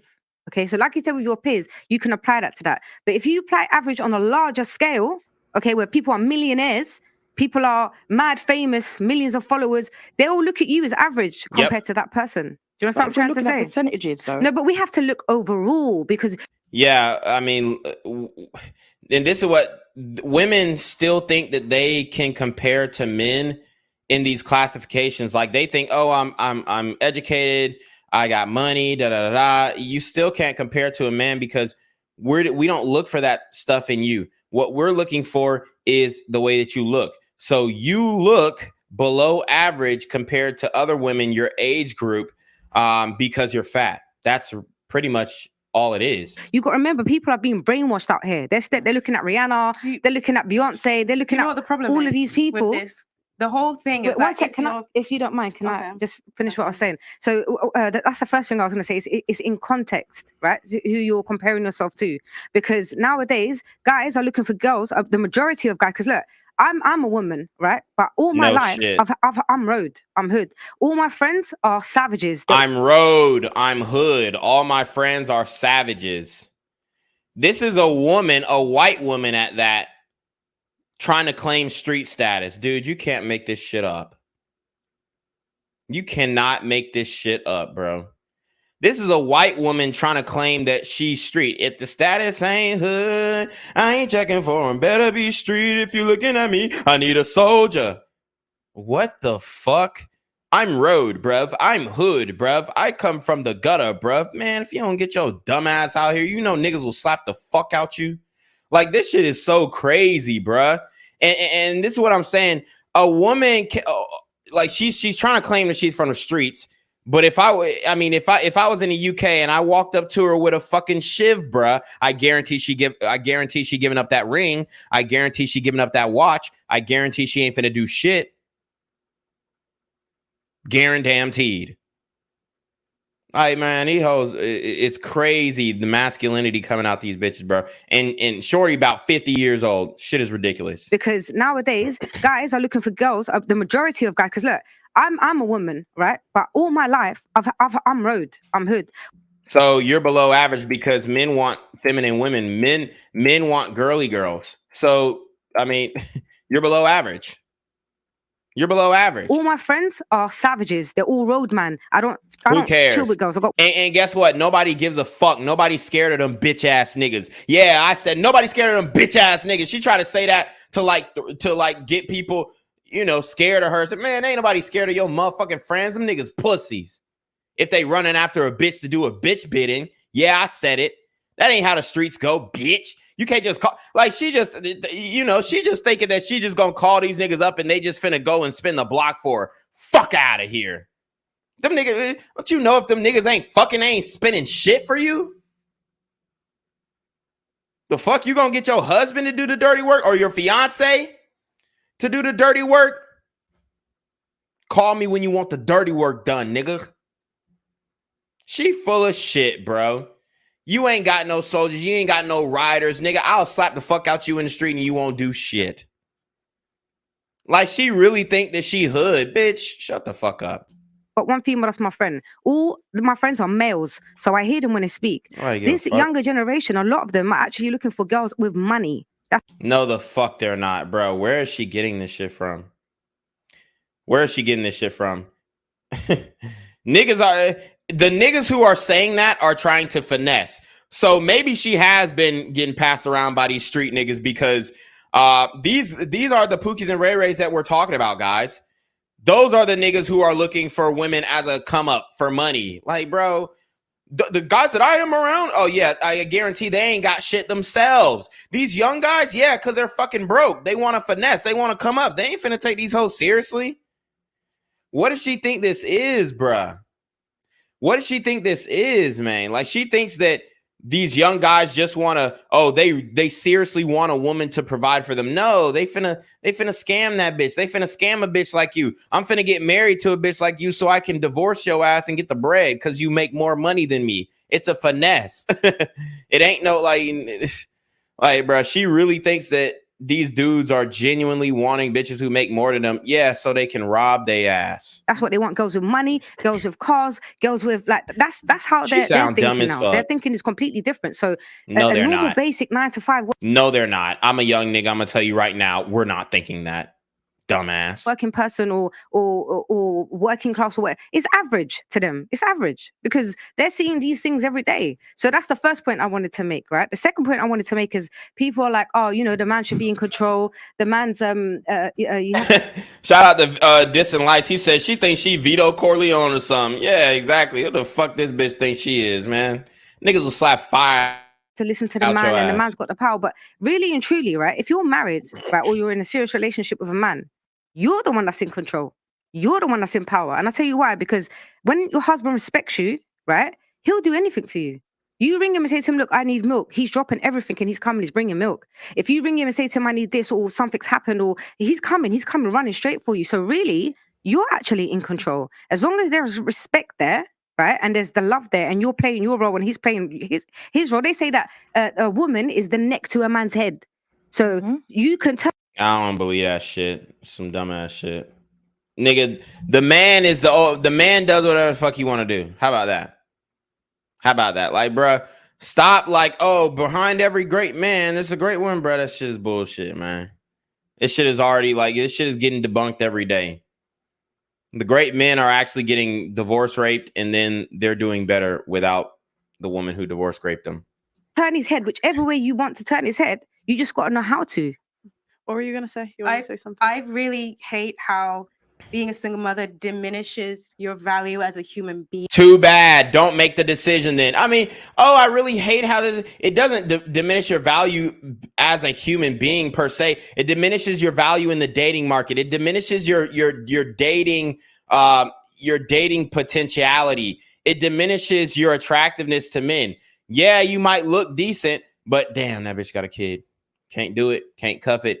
Automatically. So stop like trying to make it seem like, oh, well, your value is just lower as a woman because you're a single mom. No, it's that you're less attractive in the dating market. It's not necessarily, it doesn't have to do with your value as an individual, as a human being. But it does have to do with your value to men in the dating market. And these women keep forgetting that if they want to be in a relationship with a man, then they have to do what men want in order to get those relationships. As you can see, Destiny is pretty bored with the conversation here.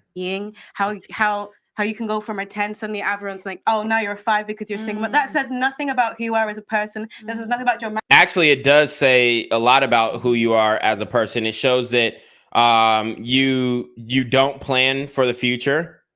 It also shows that you have a lack of impulse control. It shows that you don't use protection. It shows that you have made mistakes in the past and that maybe you're not a good judge of character, especially if the man left and you're not in a widowed situation. It also shows that you don't have loyalty if you left that man. So being a single mother tells the man a lot about you. As a matter of fact, your baby daddy tells me everything I need to know about you. So if you guys are considering dating a single mom and you see her baby daddy and that nigga ain't shit, that should tell you everything that you need to know about that woman. Facts. Mastery, about your talent, about the discipline that takes to get you that. But now because somebody, now has disrespected. That don't matter. Thank God King Richez barged in. It doesn't fucking matter. Men don't care about that goofy ass shit that she talking about. You have a kid, bruv. I'm not taking you seriously, bruv. I'm not signing up to be stepdaddy. I already told you guys how difficult it is to take care of somebody else. How difficult it is to take on a financial burden from somebody else's bad mistakes. I'm not taking care of you, bruv. It's donezo. Something is happening in her life. Don't matter, bro. That don't matter. That don't matter. Listen. At the end of the day, yeah, you have to just respect what the market wants. Yep. What? At the end of the She's like, what? Yes, ma'am. The market wants slim thick. The market wants slim thick, not no slim Jim eating motherfucker like Porky the pig looking ass bitch. Nobody wants that. Men want slim thick. You fucked up because you wasted a good pair of tits, honestly. When I see fat women with big ass titties, I'm like, damn, you just wasted a good old pair of titties, didn't you, bitch? You just ate your whole titty away. Now your titty is stomach and they sagging heavy. A lot of these bitches, just like, you know, a lot of niggas be wasting their height. A lot of bitches be wasting titty. A lot of bitches be wasting ass by getting fat. Do you know how much man want a single mom? Let me just finish my... What? Did she just say, you know how many men want single moms? Yeah, to fuck, maybe. Not to cuff up and take care of their kid. Dude, are you kidding me? And so let me get this straight. These overweight black women think that men want single moms in drove. Do you know how many men want single moms? But then on the other hand, they can't get the man that they lay down and have kids with to take care of his own kids. So what makes you think that you're going to get another man who is not even biologically connected to your offspring to go and take care of your kids? It makes no sense. So hold on, let me get this straight. Black women in the same breath are saying that these men, these single black men just can't wait to line up and date a single mom. But then in the other breath, they say black men don't take care of their kids. They don't want nothing to do with their kids. They don't want to be around their kids. So which one is it? Do they want to take care of kids or not? Because if you're saying that there are so many single men who are in droves coming out and trying to date single black mothers, then everybody should be coupled up and they should be, you know, it should be stepdaddy season, right? Well, follow up with Brittany Renner on stepdaddy season and see how viable that actually was. Shout out to AlphaZo. He dropped some mean stats in here. He says, meanwhile, 70% of black women or 70% of women will be single by 2030. 80% of black women will never be married, and 54% of single mothers. 80% of the single mothers had the kids out of wedlock. What the market wants. What? At the end of the day. Do you know how much man want a single mom? Let me just finish my... Because I'll let you lot... That was one of the dumbest statements, but let's listen up. Talk. Do your thing. I will do my thing. Yeah. At the end of the day, if you don't care what the market wants and you talk and you tell yourself, oh, I'm not average, bro. Like, you're just going to continue losing, bruv. You should maybe understand the market. Guess what? I really wish that somebody would have just said, you're overweight, you're below average.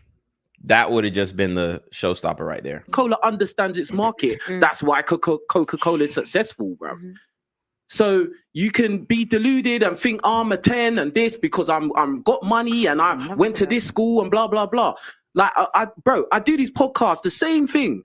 And these women come and say the same thing because I went to this school and I've got money, but the market does not care about that. Yeah, and I'm sorry to say, like, you're saying, oh, but you know, single mother diminishing who you are as a person. No, you could be a great person and be a single mother. You can be an excellent person, but at the end of the day, the market, for the most part, you can be a good person and still nobody want to date you, right? There's plenty of good men out here. There's plenty of good Malcolms, mildly attractive, lucrative, communicative, operational, likable men, medium, ugly, lucrative, communicative, operational, likable men. They're good men. They're good people. Nobody wants to date them. He's not going to want to couple up. What market? It depends. What do you mean the market? It depends what market. Men is the market. What's the market? Men are the market. Are you dumb?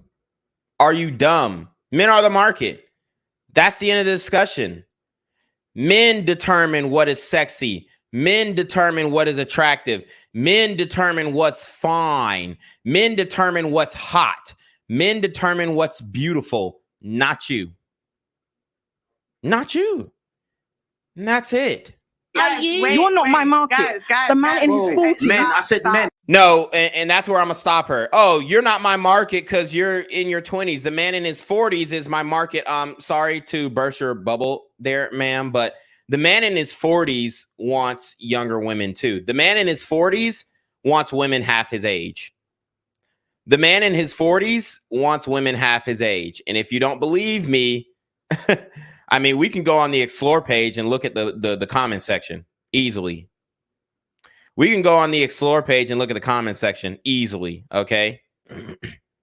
Easily go on the Explore page and look at the comment section. You're going to see a whole bunch of 50, 40-year-old men in the comment section of 20-year-old women, 18-year-old women, fresh off the block, 19-year-old women. So don't don't speak out of turn and think that 40-year-old men are looking for 40-year-old women. No, 40-year-old men are looking for women half their age. He's not my market. I said men. And I said men. Stop. Guys, we're on conversation. Thank you. And it says something about your decision making if you become a single mother. Are you all right? Do you know why I became a single mother? Disagree, yeah. That's uncalled for. You don't know what I experienced. You don't know what I experienced as a married woman to make a choice to be a single mother. It's either you don't. It's either you don't pick the right guys. Oh, it's something about your decision making. Right. Maybe you don't pick the right guys. So abusive women that choose lovely, amazing men that just decide to be physically abusive because I chose that. Yeah. Is that what you're saying? Say that again. So I chose to be a single divorcee because of an individual's choice to be violent. Is that what you're... So she's basically saying that, hey, I chose a man, the guy wasn't violent, and then he turned violent in the relationship. That's very rare. Very rare. I would also ask her, since she's built like a linebacker, how much were you participating in that violence? How much were you reciprocating in that violence? Because a lot of women like to talk about the man was abusive, but then they egged it on and then sucker punched him when he wasn't looking. And then when he decided to hit their ass back, now it's a problem. Okay. It was your choice to get in a relationship with him. Oh, because I didn't see his psyche. It's like life turns out better if you take accountability for your choices. Sometimes, what accountability are we putting on the man? I disagree. The abusive man made her the single mother. So where is the accountability for him? An abusive man, he's wrong. I agree with you. But where do we take accountability for the fact that you pick the men? So maybe sorry, Pearl, I have to say I disagree with you there. I definitely disagree with you there, and I'll tell you why. Look, I'm 38. I'm not a young girl. I've been married and I've been 38, married and divorced. I mean, you can't make this shit up. Now she's engaged again. The success rate of second marriages are even lower. I believe about less than 40%. So good luck with the second marriage. Divorce. I've got experience. I've had a kid. I've been there, I've done that. So if somebody gets married at a young age, right? They're young.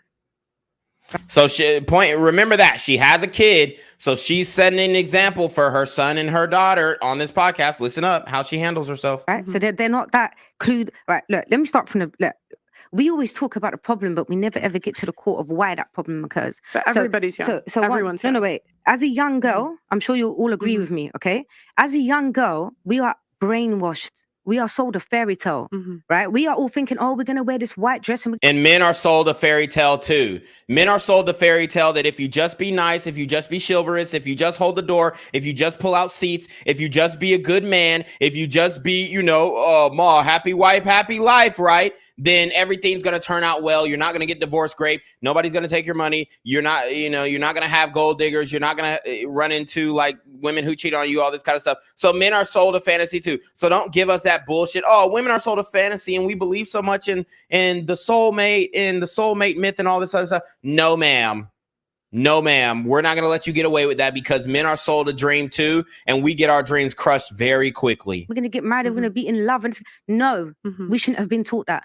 We should have been taught the realness. Marriage is very hard. You should have been taught high value men cheat, high value men exercise options. If they would have just taught you that, you would have been fine. Because then you would have had the option to choose between a Malcolm or a Malcolm, a mildly attractive, lucrative, communicative, operational, likable man, or a massively attractive, lucrative, communicative, operational, likable man. But at the end of the day, if the guy is high value, if he's making enough money, he is not going to be monogamous to you, especially at your age. I mean, that ship has sailed, bruh. That ship has sailed, bruv. And I guarantee right now, the nigga that she is engaged with is not a rich nigga.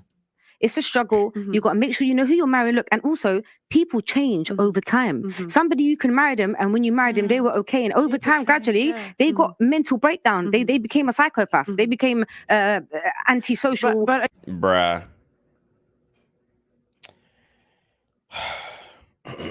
People really don't be changing like that.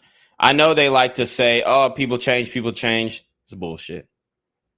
That's bullshit. People don't change that drastically. Okay? A tiger doesn't change its stripes. Okay? You need to stop with that bullshit.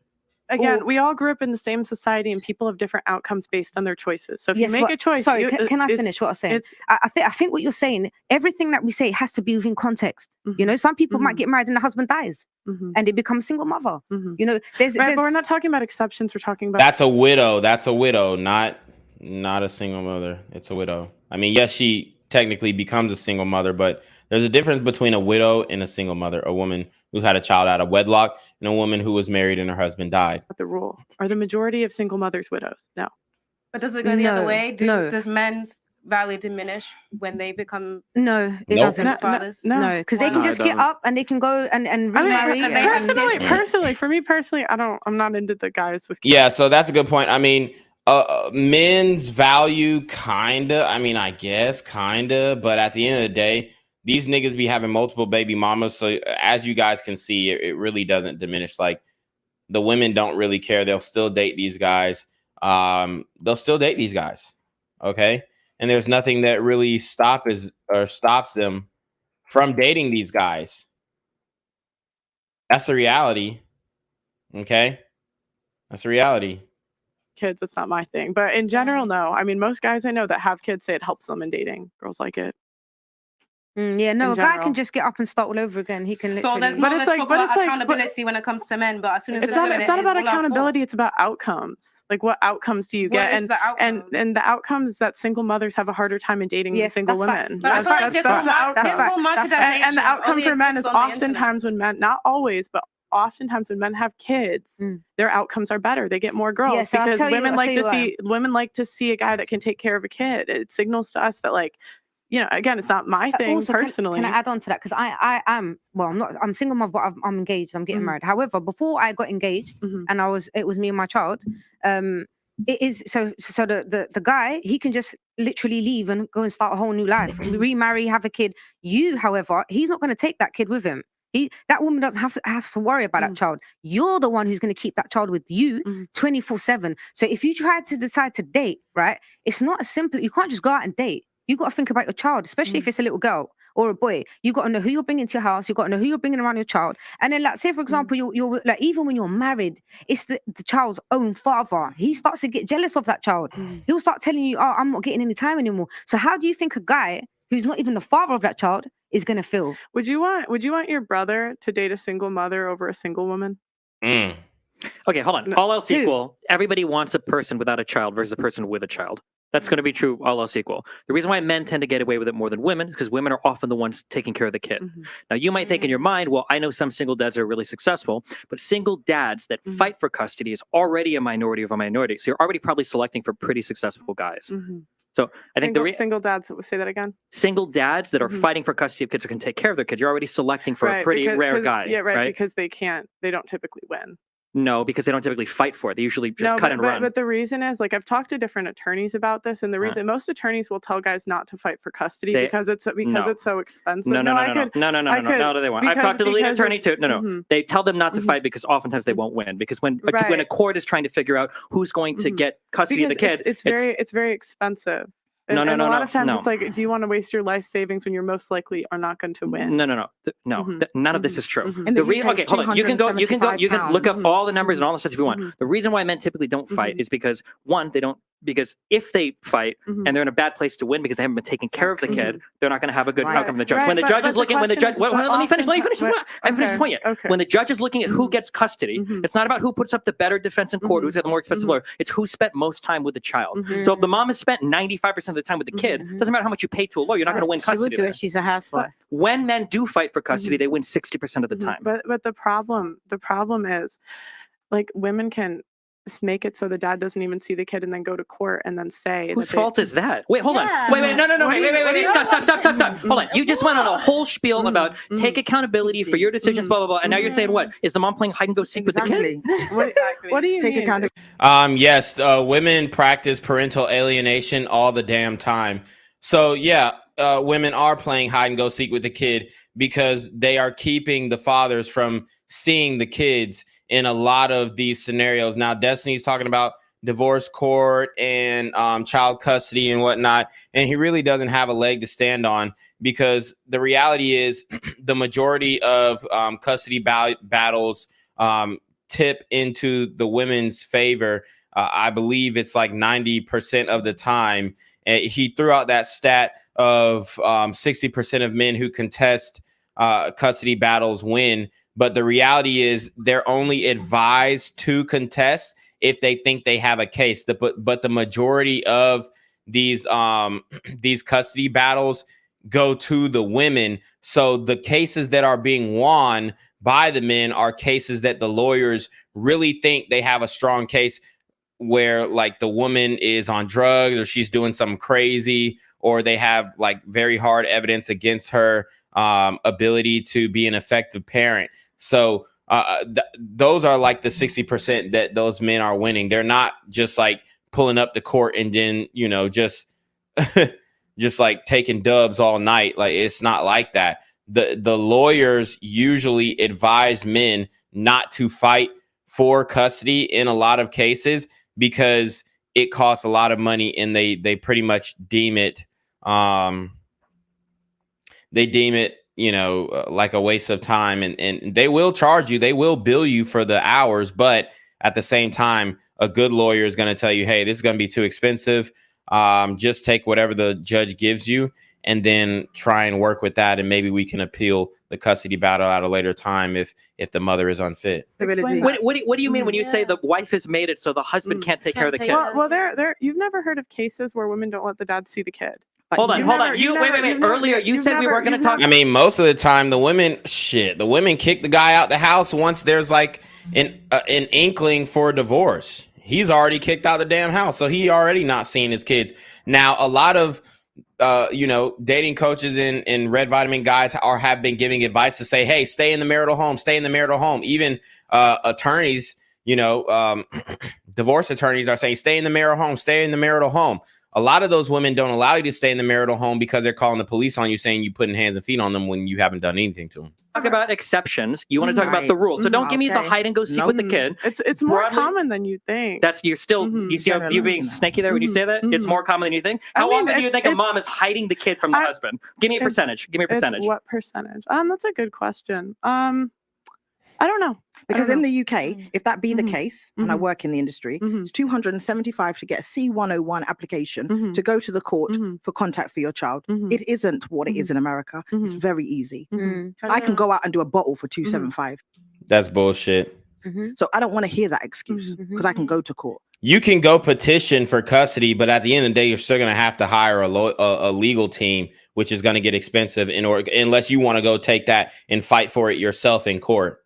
That's bullshit. She's just talking out her ass. And police can turn up at my door if I go against that order. That's what I'm. Yeah, the court order is what you have to abide by, though.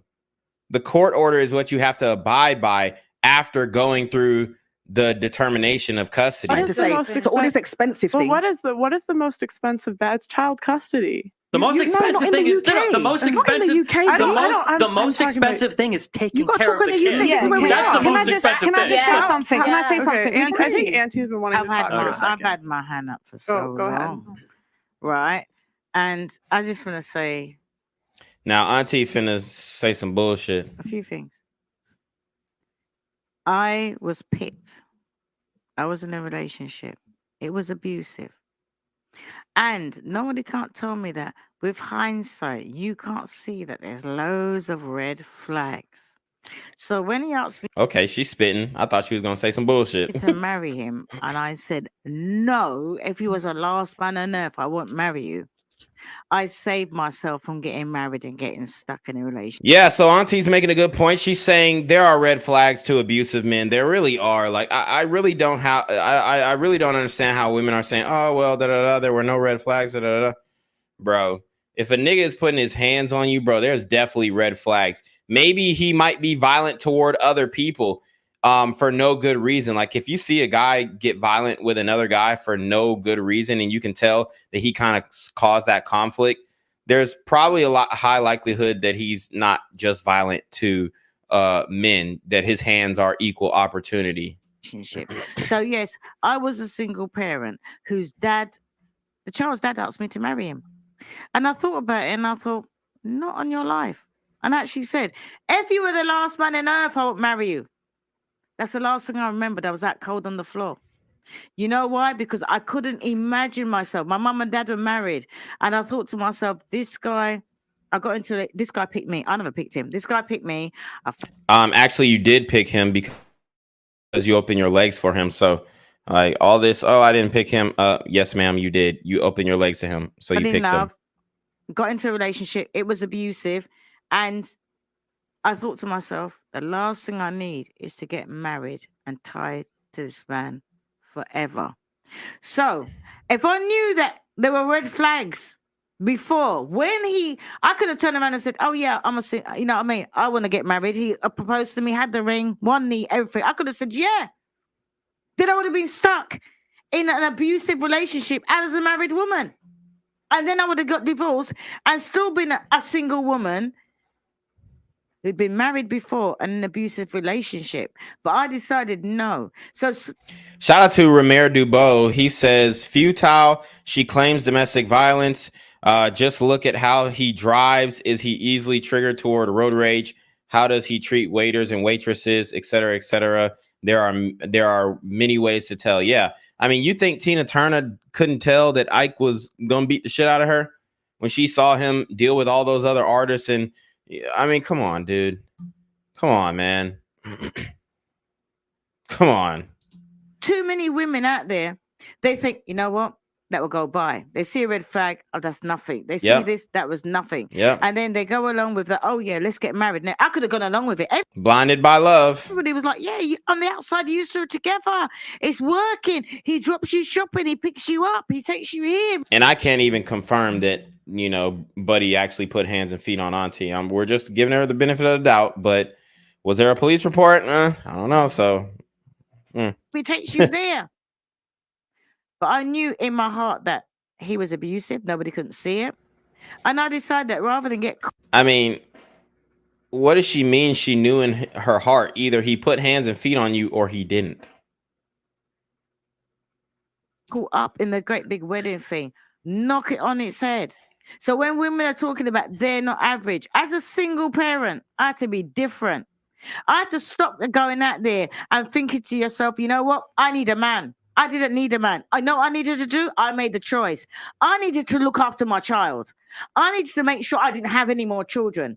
I needed to make sure that I become a positive role model for him and make sure that he had male mentors out there. Facts. So much so that eventually when I got back to the first man that I was in love with, by the time we got back together again, he was a single parent. He was willing to take me as a single parent. Yeah, and that's a good point. Single parents date single parents. Single parents date single parents, but a lot of women don't want to do that because they don't want to have to share their resources with another man's kids. Because when a single parent dates a single parent, the man wants to see that you're invested into his kid just like you're invested into hers. So if you ain't willing to buy none for his kid, then he damn sure ain't gonna be willing to buy none for your kid. And the women don't want to reciprocate because they don't really want true equality. They don't want true equality. They want special privilege. And then if they feel like they're not getting treated like a man, then that's when they start screaming for equality. And I took him as a single parent. So as far as I'm concerned, don't go out. If you're a single parent, look for other single parents. Yep, I like that. If you can't find no one that you trust, that you can hand over to, single parents unite. Single men. I like that. And you know, that reminds me of like the way that I grew up. My mom passed when I was at a young age. And when my dad decided to remarry, he married a woman whose husband had passed away too. So she was a widow, and he coupled with a widow who had 3 kids, just like he had 3 kids. So he got with someone who was in his similar situation. And I think that's how it should be. Okay. You got a kid, then go look for somebody with a kid, point blank. Don't be expecting single men to become stepdaddies. But the thing is, women don't want to share their resources with another man's kids. And neither do men want to share their resources with a woman's kids. Who are parents, go out with single women who are parents.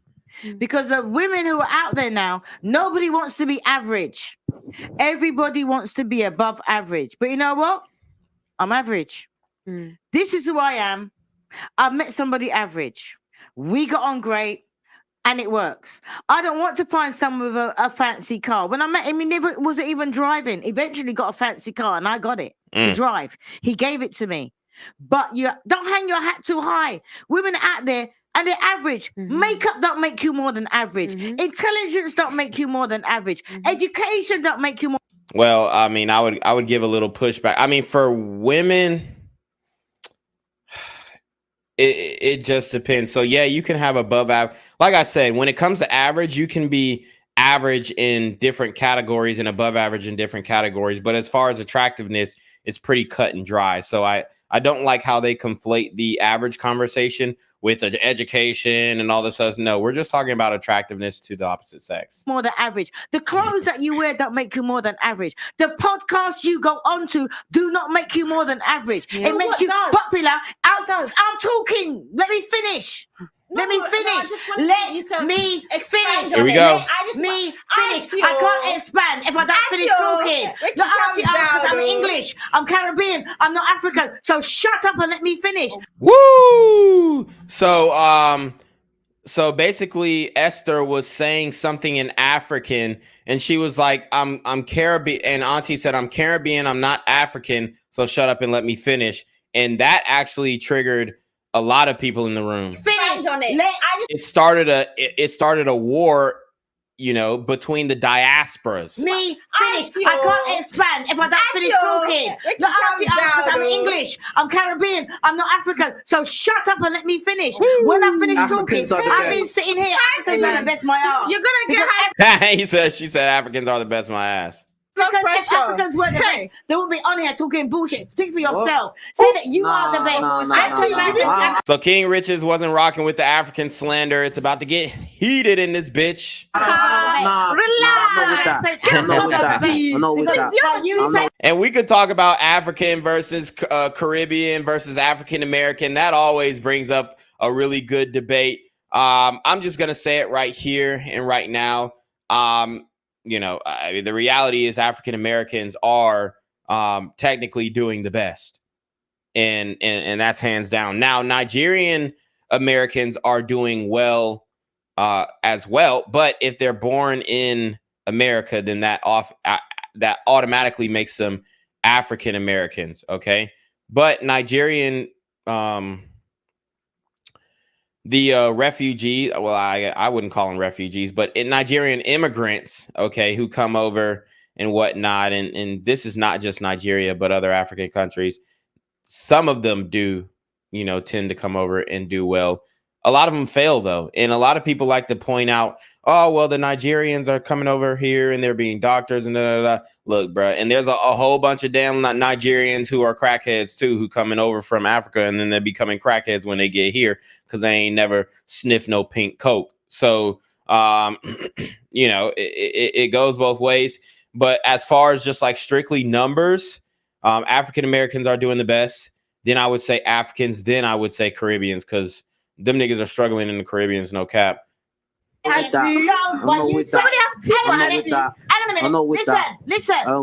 listen, Richez, right?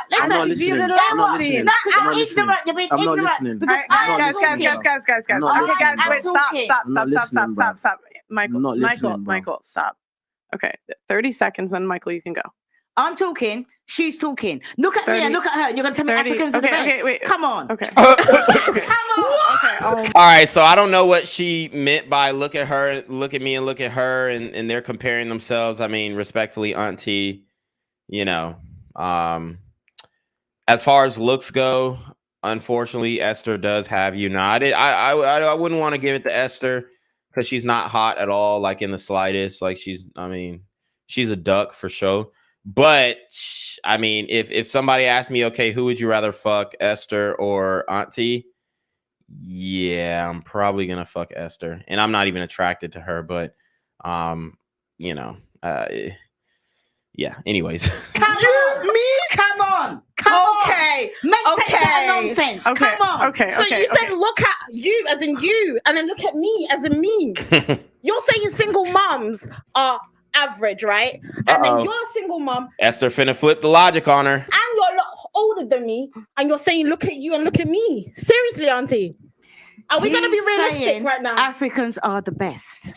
right? Africans are the best, right? You're gonna put your Romero Dubois says Auntie hit the wall though. She just hit it a little softer. I don't know about soft. I mean, she hit the wall for sure. I mean, it is what it is. She's in decent shape, but she still hit the wall. Alvazo says, I've heard women say my second and third child has to be his first. Make it make sense. Yeah, that's absolutely insane. yourself up against me. Now I was asking Richie. Hang on. I was asking Richez. King Richez. Sorry, I King don't know. Richez, Say it bruv. properly, King Richez, bruv. the African man. Esther, wait. Okay. That's a violation. Wait. Don't disrespect African people. No one has ever disrespected You're disrespecting African No, people. not you. You're disrespecting African people. I'm going to disrespect African people. Better because you are not African. He is here saying the African. So I don't think Auntie really disrespected African people. If they could have played it back, Esther was being really obnoxious, saying, "Osio, Auntie, chill out." I guess it's some type of Nigerian dialect for calm down or, chill out or whatever. And then Auntie was saying, I'm not African, I'm Caribbean. So she was basically saying, I don't understand that bullshit that you talking because I'm not African. It's just like if, I'm having a conversation with a Hispanic man and then, I understand Spanish. So, I'm having a conversation with a Portuguese man and, we're going back and forth, and then he starts saying some shit in Portuguese. Then I'm going to be like, nigga, I'm not Portuguese. I'm not Afro-Brazilian. I'm African-American. So let's speak English here. And that's all Auntie was saying. She wasn't trying to say that Caribbeans were better than Africans. She's saying, I'm Caribbean. I don't understand that bullshit you saying. Let's speak English. And then Esther said, oh, well, you're better than Africans. Da, da, da. Well, King Richez said Africans are the best because I think he misunderstood what she was saying as well. And then that's where, it went off the rails. Are the best, right? I'm not disputing his point of view. I'm going by what's on the stage. And I'm saying, look at you, right, with your knowledge and your Africanness, and look at me, and you're going to tell me that Africanness is crazy. Africans are the best. I'm not saying that what he's saying is wrong. I'm saying talk about what we've got here. Talk about the sense. Talk about the brain work. Talk about the educational and the professional speaking. Okay, we have heard. Come on. Okay. All right, I'm gonna take a second to read super chats. I'm sorry. Okay, guys, like the video, subscribe to the channel. And especially that is the most important metric that YouTube uses to push out this content. So, SainSteer, Diaspora Wars UK. Diaspora Wars UK is what that super chat said. Pearl. NSK, Destiny misquoted the lead attorney. Pearl is right. I watched that entire stream, plus others for the lead attorney where he breaks it down. Go watch the lead attorney for specifics. SainSteer, have them shed their ego. Auntie, Steve, why are you listening to the chick with the blue hair about masculinity? It's all Jeram's fault. Sipping on sweet I'm gonna wait till there's a chat where they basically point out the woman's weight and her being below average. Then after that, we're gonna skip ahead. Delicious single mother tears. JB Quinnen, the fragile rock is dispensing misinformation. See Dumbledore. Destiny, you are clueless as a top 1% man who also has a Juris Doctor and has spent well over $150,000 in court fees over my kids. You have no idea how family law works. Pray that you never find out. Caleb, it's obvious Pearl goes whenever Destiny is getting a banger clip to distract people. Alexandria. Yeah, what Pearl does this verbal cue, and I don't think it's intentional, but this is something that I learned in communications class. There are verbal and nonverbal cues that show people that you're actually listening to them, and Pearl does a verbal cue. Well, it's really damn near onomatopoeia ad-libbing where she's like when somebody's talking, like when they're talking directly to her and she's trying to, I'm not saying she's trying to act like she's listening, but she's listening, but she listens by you know what I'm saying? And it is kind of annoying. I definitely would say, if I was a speech therapist, I would say, yeah, you probably don't want to through somebody's explanation of something. You can give them nonverbal cues like eye contact or nodding your head, but actually giving a verbal cue of listening, I think it's a little bit overboard, and it can get a little annoying as well. So, you know, if I had to give Pearl a critique, that's what it would be. But other than that, you know, Pearl is the GOAT. She's putting black men on. She's giving niggas a platform. So want to keep seeing her do her thing and gain more subscribers. So shout out to her. Rubio, wrong. I lost my son. Destiny is wrong. KCF, sack. Single mothers always blame men, never self-respect. Nico, can y'all please stop talking and bring on Ice Spice? Zestiny in the house and no Ice Spice. Y'all are a munch. Where is she? QB Quinnen, the energy is only attractive for a corporation, HR, supervision, anything that's paradoxical to the role of mammy. C. Dumbledore, tell me you're a loser without telling me you're a loser. Single mothers, hold my beer. House phone, it's good to see Destiny finally embracing British culture. He looks so happy that he sat on the couch. I bet he's rethinking all the bad things he's said about us now. You got beef with British people? You said we can't. You're not even British. Fuck off. No, I'm asking the question. I'm gonna be honest. I didn't know. I walked around today, and as soon as I heard someone say the word Tuesday, I wanted to fly the fuck back home. Okay. Jesus Christ. Look, I'm trying to get out of this country. I'm just kidding. I love my British brothers and sisters. No offense. JB Quinnen, nobody wants a workaholic ass boss chick. That's the equivalent to y'all wanting a sassy man. C. Dumbledore, an angry middle-aged single mother divorcee is above average. Is there and in what way? Jay Queenan, being overweight as a woman makes you average in the dating market no matter how you feel. Chipotle, can the granny let the other guests talk? The granny hasn't had one good point so far. Marcus B, the distinction between men and women when going out is men approach women, so a man going out won't be approached the same way a woman will be. Saint Serge, look at KR just waiting to cook. Chipotle, KN, big name in the building. Destiny is Vosh, friend or foe. House phone, does this channel have members and mods? Yes, we do. Sign up. Corin, Auntie, stop taking oh, this was from earlier. Okay, so next question. Okay. I didn't get to say nothing. Oh, okay. Oh, I'm sorry. Go ahead. And then after him, can I just add something on really quickly? Okay, go ahead. All right, so here's where the beef is. The beef is about to start, but you know, I did want to get over the like African thing, but it seems that King Rich is still stuck on that. So let's. Mic even working? I don't even know.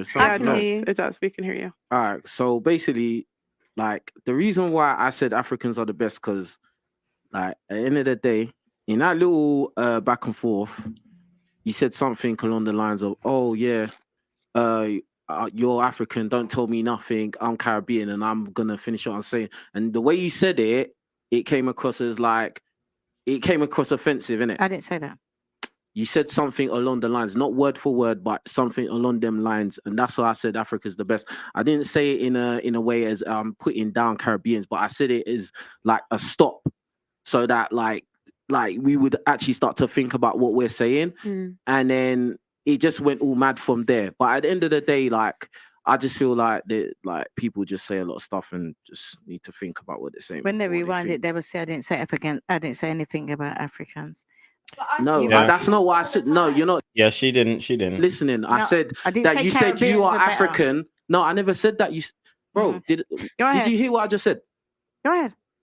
No, but did you hear what I just said? Repeat it, just in case I got it wrong. Go ahead. You did obviously get it wrong. Explain again then, so I'll get it right. Bro, I don't know what your energy's about. Because really, you keep on calling me bro. I'm a woman. I've not got balls. You might think I am, but I ain't. So I'm asking you. I didn't understand what you said in the first place. Oh, you're so just hyped for no reason. You're just hyped for no reason. Explain it to me again. You're too hyped. To be honest, I think honestly, and I won't call you bro ever again. I think honestly that you're too hyped for no reason, bro. To be honest, like you're just hyped for no reason. And your proof is? Well, everyone can rewind and watch it and see you just hyped. Okay, wait, hold on. Reason, I think he said something. It sounded like you were disrespecting him for being African. And he's like, Africans are the best, not to shit on you for being Caribbean, but because he wanted to like stop that train of thought. I think that's what happened. There was a misunderstanding. He misunderstood what I said. I think there was when he said Africans are the best, I thought, why is he coming about that? Well, probably because he felt like you were attacking him on that. But I think, my best friends are African. I just want to talk about. I just want to talk about white people. So I have another. Okay. We like Africans and Caribbean. everyone's cool. Okay. And white cool. people. Yeah, white people Thank too. you. You know, Okay. everyone. Thank you. I just think people, I'm Irish. everyone Irish. needs to just be careful how you speak because people will take offense. Like if you say things in a certain type of way or anything like that, people will take offense. Especially Caribbean people. Maybe people need to listen. No. what's being Everyone said. needs to be careful what they say. They need to be careful. Okay. Nah, be careful what you Let's just say, agree to man. disagree. Okay. Nah, because can't overpower me. Listen, we're not going to that last time. This is a different podcast, Esther. Get over it. Get over yourself, Esther. This is a different podcast. Stop bringing up the past. Stop bringing up the past. Move on. Move on, Esther. So she's trying to bring back that other podcast that I did a review of as well, where they were beefing Auntie and Esther. And Auntie basically said that Esther lost her faith when she went to college, I think.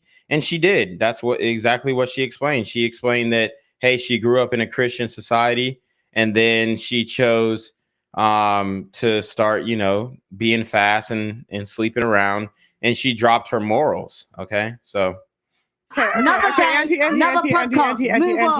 okay. Please. Okay. I'll give you. I'm gonna give her a chance to respond just because you've talked a lot. Do you want to say? Thank you. Yeah. So what I was just trying to say is, Can you speak on the mic? Yeah. Is she muted? I think her microphone might be off. Is she muted? Oh, can you not hear me? Okay, there you go. I think, Auntie, you seem to have a pattern in which you say things and not realize what you've said.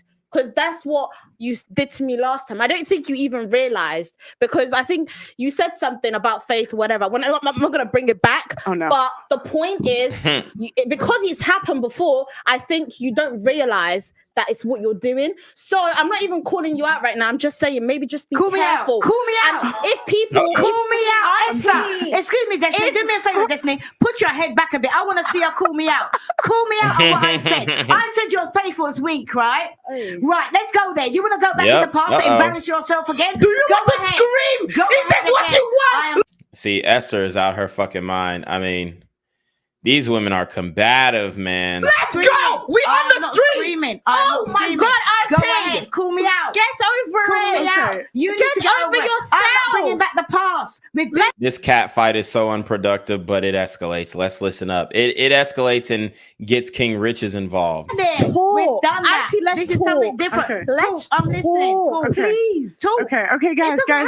Screaming match all the time. Okay, guys. All I'm just saying is clearly you even offended him. No female solidarity.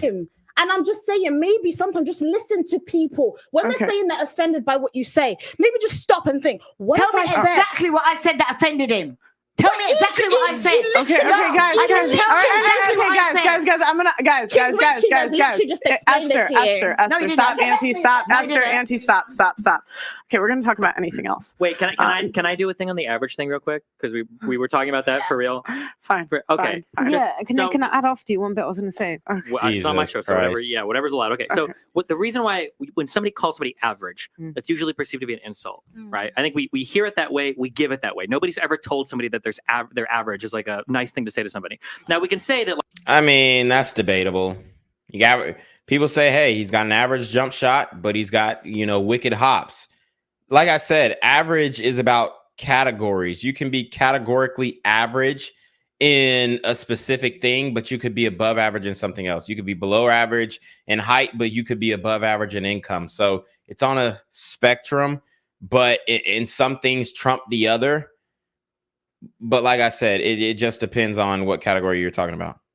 Like, oh, well, average is most people are average, kind of, but also not really, right? If you look at like an average person has 1.9 legs because some people are missing legs, but no human has 1.9 legs. You either have 2 or 1, right? When we look at who we are as people, there are some things that we excel at and there are some things that we don't do anything at. So I think that's why we never feel average, right? Because we're above average, hopefully, at whatever our competency is in. So when you say that somebody's average, is always going to be perceived as an insult. So I'm sure that Camilla or anybody else, you guys all had crazy degree. You guys are all more educated than I am, right? I'm sure that on a whole, you might be an average person, but you're not going to perceive yourself that way because you push yourself forward in some areas that make you not average. And hopefully you're looking for other people to plug. They could be above average in intelligence, but they're still below average in looks. And that's what matters when it comes to dating. Plug into those above average areas. You know what? Can I just add on So that's much made coke. to me being average? I just want to say It's not about even my degree, you know. It's not about my master's. It's about what I've overcome. You're average because you're fat, bro. You're below average. I don't understand why she doesn't understand this.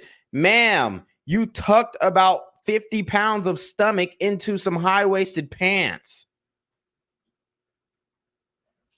You're overweight. You're below average. End of discussion. And achieved in this life that makes me a survivor and above average. I have been homeless on the street and I'm sitting here. That's worse. That's worse. If you've been homeless, imagine the pH balance. Imagine the pH, bro. That's worse that you've been homeless. That makes you even more below average. Here today and not representing that. My struggle, my success makes me above average. And nobody can't tell me that I'm not. Because if that's what I need to tell myself to get up in the morning and do my shit, that's what's going to happen. So delusion. So, and we're supposed to cuff that, guys. Never forget, we have to cuff this or we're a sellout. Any black man who is with a woman who's not an African herself is going to have a difficult time getting respect from me. I believe black men need to be with black women. The black family is under attack. Only 1 out of every 4 black women gets married. The black woman is last likely to get married. She's the last married, the first divorced. We have what? 2/3 of our children being raised by working class and impoverished single black female-led households. The destruction of a nation begins in the home of its families. And if we want to save black people, we have to save the black family. And in order to do that, black men have to commit themselves to black women. There you have it. We're supposed to cuff this. It's funny because Umar has a child out of wedlock and is not married himself. But anyways. That's all well and good. Okay, can I add that, please? One second, because I did want to say something. Hold on, bro. Like, hold on, bro. No, listen. One second. No, listen. One second. No, it's not. Now you see King Richez finna beef with the white bitch. Here we go. Shut up. Stop. Don't listen. I never disrespect you. Do not disrespect me because I will not tolerate disrespect from no one. I'm not them, bro. What do you mean? You disrespected me, so I've got a reason. Don't talk to me like that, bro.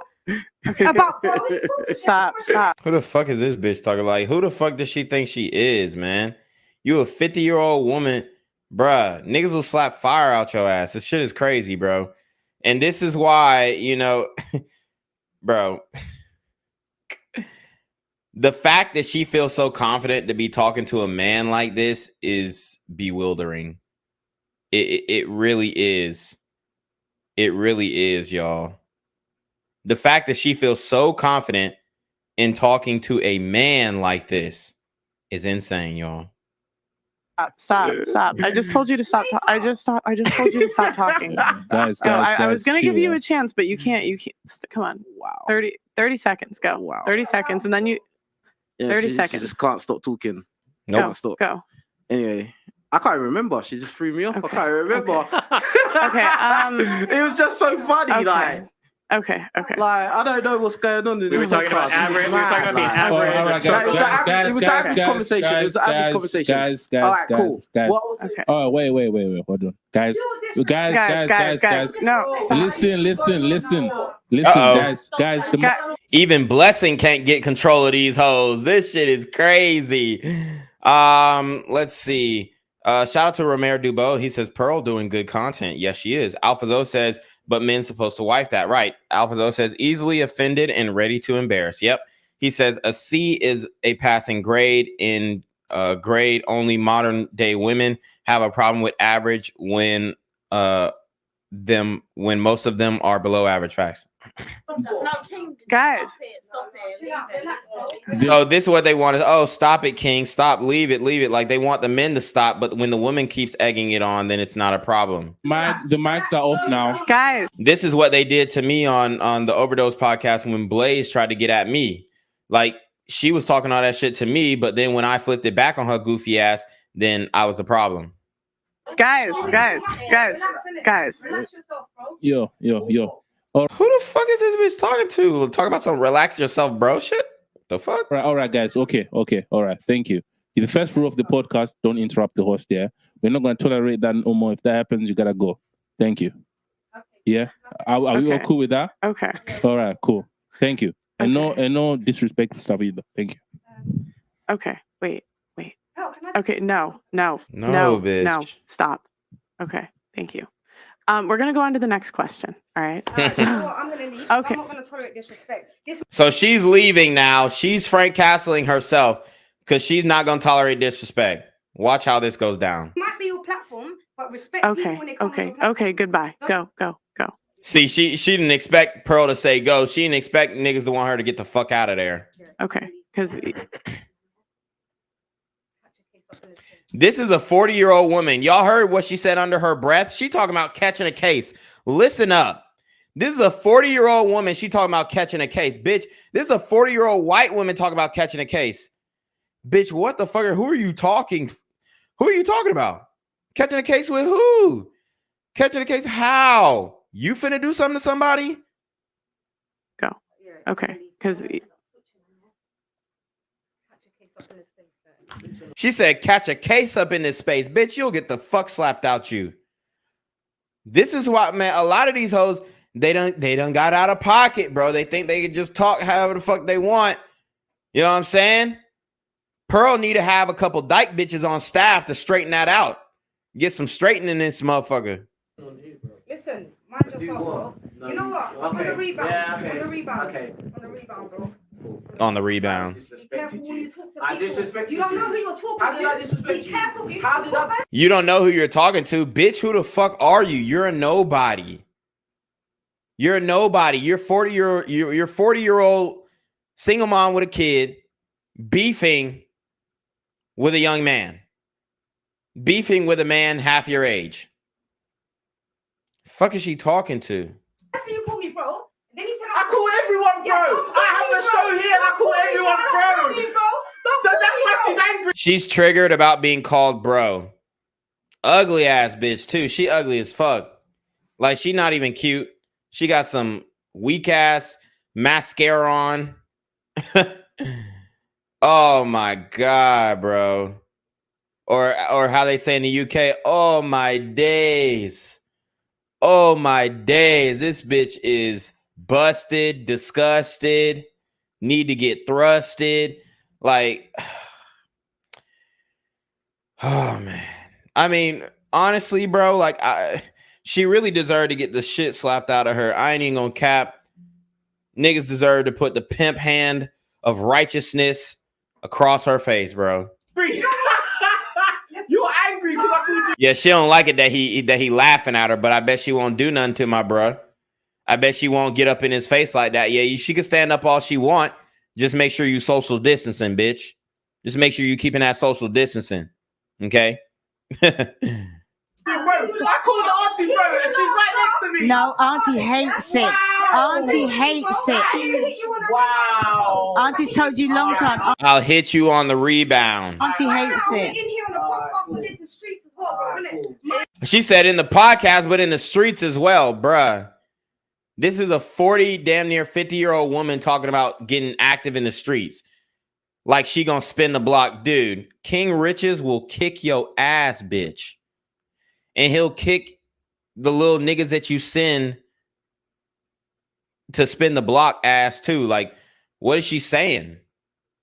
Like, do she know niggas who are bigger than King Richez? He's a big nigga. You think you just finna send ops at him? No. Even the ops got a brain. They gonna be like, damn, that nigga big as fuck. You know, I'm straight on that. Like, and then she talking about she from the streets. All the OGs that you knew from the streets are washed up, ma'am. All the OGs that you knew, you know, they're donezo. Them niggas, they done hung up their street card a long time ago. These niggas ain't active. These niggas can't get no hands on no pressure like that. These niggas can't get they hands on no substances like that. These niggas don't got plugs no more. These niggas don't got hitmen on call. These some old ass niggas who was, you know, doing goofy ass bank heists in the 60s. The fuck that got to do with a real hitter right now? She ain't having no damn motion in the streets. Don't no bitch dressed like this have no motion in the streets. I'm gonna tell you that right now.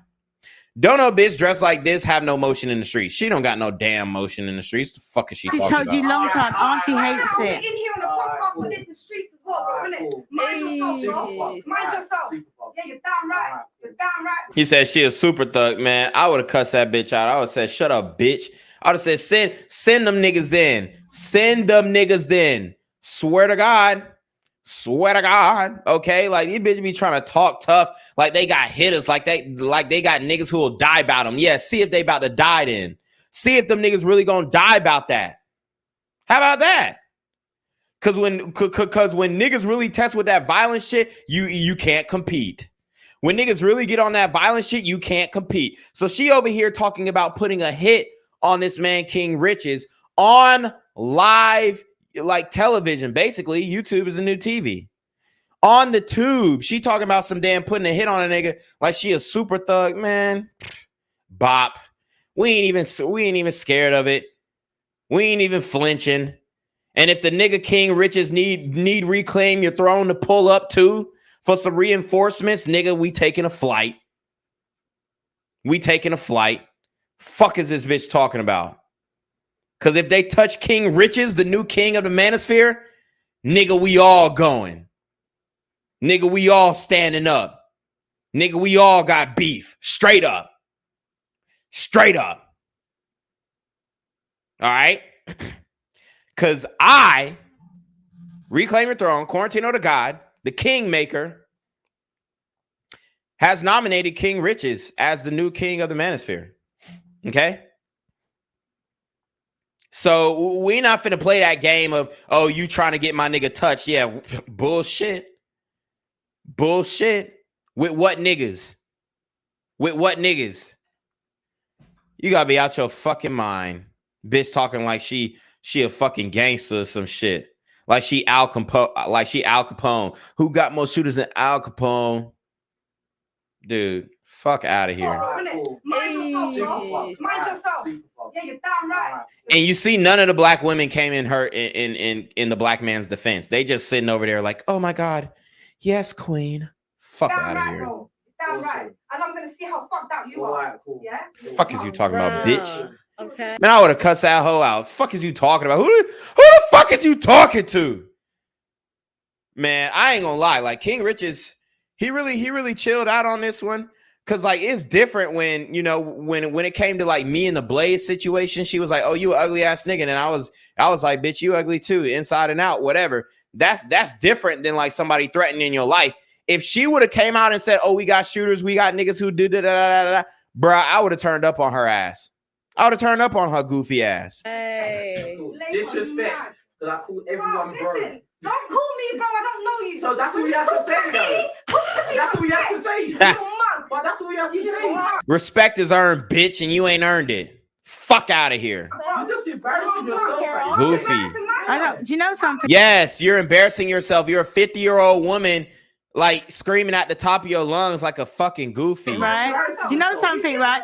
Excuse me. Excuse me. What's your name? Hello, young lady. What's your name? Bruh. T. She's not young. That bitch is old. Do you know what I'm gonna do for the first time ever? I'm gonna fucking follow you. Don't nobody give a fuck, Auntie. You was talking too much. You now, Auntie, rolling with the ops, bruh. Fuck out of here, bruh. Fuck out of here, bruh. All right, now Auntie might need some straightening. Now you rolling with the ops, and this bitch just threatened King Rich's life. So this is why black men are SYSBM. This is why black men are MGTO dub. This is why black men are passport bros, because even our women ain't backing us. Now I get it. She didn't like being called bro by King Richez. You know, I wouldn't call an elder female a bro, but he calls everybody bro. He's already said that. It's just the way that the young group talks and whatnot. But it does not warrant this reaction, because women will call men bro all day long. And then if a man says, hey, don't call me bro, they're going to be like, what you mean, bro? So I don't want to hear that shit. Bro has been a normalized term of endearment. So I don't know why they're tripping. But at the end, like, don't nobody give a fuck to auntie leaving, bro. Okay, then bye. You was saying a whole bunch of bullshit anyway. Niggas don't need your input. At this point, you rolling with the ops. If you're literally rolling with the ops, how can you fucking be trusted, bro? How can you be trusted? She's literally rolling with the ops on this one. This bitch just threatened King Rich's life, talking all types of gangster shit. Man, this is why you need a dyke bitch on your team, bro. Because I would have had my dyke bitch put hands and feet on that hoe straight up. We would have got that bitch straightened right then, right there. Once she stepped out the apartment, straighten her ass out. Shout out to Alpha though. He says at the end of the day, all we have is us, SYSBM, and Reclaim Your Throne. Facts. Alpha says girls love to threaten and claim how their simp white knight orbiters will beat you up. Exactly. Like, okay, and what happened when we put pressure on them niggas? Yeah, they ain't think of that. What happened when the pressure get put back on them niggas? Okay. What happened when my hitters are stronger than your hitters? What happened when my niggas got more shivs than your shivs, bruv? Huh? What happens then? Now you're gonna be a single mom again, and you gonna become a widow. Cause we putting niggas down over here who threatening our lives. And if King Richez need backup, shit, we bringing backup. Fuck is you talking about? We're going over the pond. We going over the pond, bitch. Cause you ain't finna act like you just some fucking mob boss and you gonna put a hit out on my nigga King Richez. Yeah, bop that. We rebuke that shit. We rebuke that shit. You're not finna be talking all gangster and all hard and shit. Like you know what I'm saying? Fuck no. Bitch talking like she John Gotti. Bitch, you ain't no fucking John Gotti. You ain't got no motion in the streets. You got two old niggas at an Irish pub. Fuck out of here. Do you know what I'm going to do for the first time ever? I'm going to fucking follow you. Leave then. See you later. Jesus. Fuck is you talking about? I asked to speak before. Give no fucks. Okay. Look at. Nobody give no fucks. Your issue. Stop. You're doing it again. Okay. Oh my god. Oh my god. Okay. I would have stood up. I would have said, what bit? Like, bro. Wildin'. She talking to this nigga all types of ways. Matter of fact, you know what? I like the sit down approach. But I definitely would have said, all right, then. If you want to go there, all right, then. Like, I would have called her out her name. Had to. Dumbass little hoe. Something, bro. Something. Old ass cunt. Something, bro. You're oh my god. Fuck is she talking to? Blessing. Because you're a mom. That's why you're a fucking mom, bro. Oh my. You're lucky we're in there. I'll smoke you myself. Smoke you yourself? Bitch, what? She said she literally threatened to smoke this nigga. Listen up. Bro. That's why you're a fucking mom, bro. Oh my. You're lucky we're in there. I'll smoke you myself. You dickhead. What, bitch? You prick, bro. Wow. What is this hoe talking about? You'll smoke him yourself, bitch, and try it.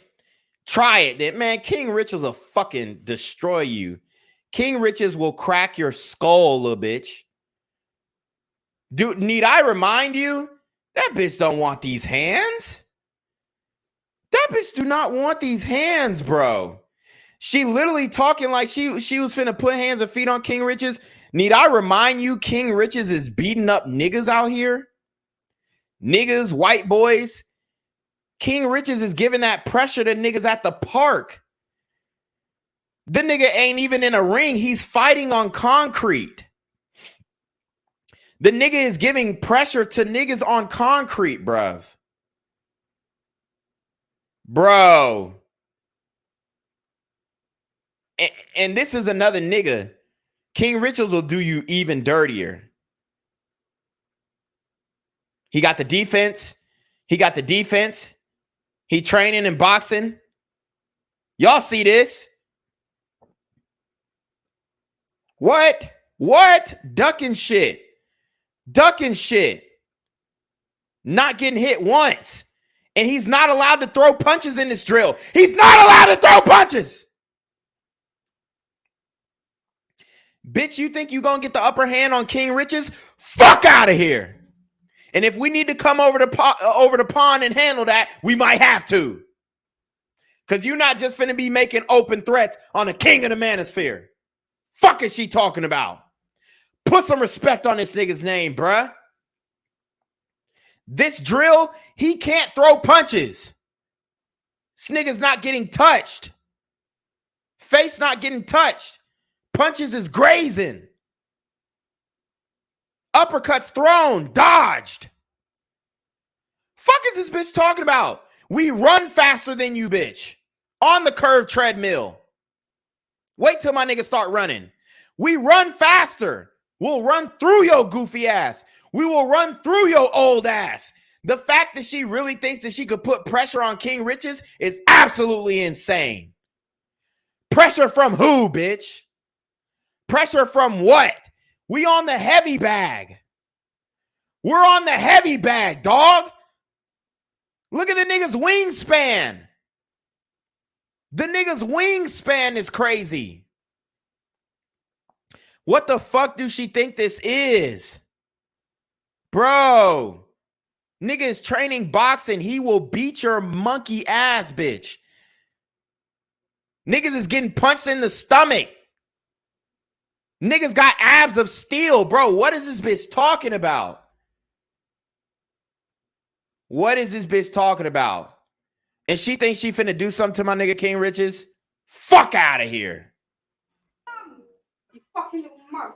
Wow. Fuck is this bitch talking about? Damn right, well. Teach you a lesson next time you're fucking. Yeah, bitch. And I would have said, yeah, bitch, I'll teach you a lesson. I'll slap the shit out you and your husband, bitch. I'll slap the shit out you and your husband. Now what? Now what? Fuck is you talking about? Don't make me apply pressure to your goddamn husband. Fuck is you, man, look. I'm gonna see how gangster you are out here. I'm gonna hit you up. See what I'm I'm gonna hit you up, bro. This is live right now. She said she gonna get that nigga hit up. Man, somebody need to slap the fuck out that hoe, bruh. Somebody, so we was just talking about abuse. Where are the abusive men out? You know what I mean? Where they at? Because this is when we need them. Hoes getting unruly like this? You 50. Talking like you gonna get a nigga hit up. All bets are off. Once you put a hit out on my life, yeah, I'm saying, oh, shit. Equal rights, equal lefts, equal rights, equal fights, however the fuck they want to call it. I'm slapping fire out that bitch. Once she say, oh yeah, we getting you hit up, standing up and I'm gonna hit you up right then. I'm gonna get you before you get me. Yeah, I'm gonna get you before you get me. No. Fuck is she talking about? See me and do what? See me and do what? Bitch, I'll slap you and your husband and your son, little hoe. Fuck is she talking about, bruh? We don't play them type of games out here. This King Richez. This Reclaim Your Throne. We on some king shit. Fuck is she saying?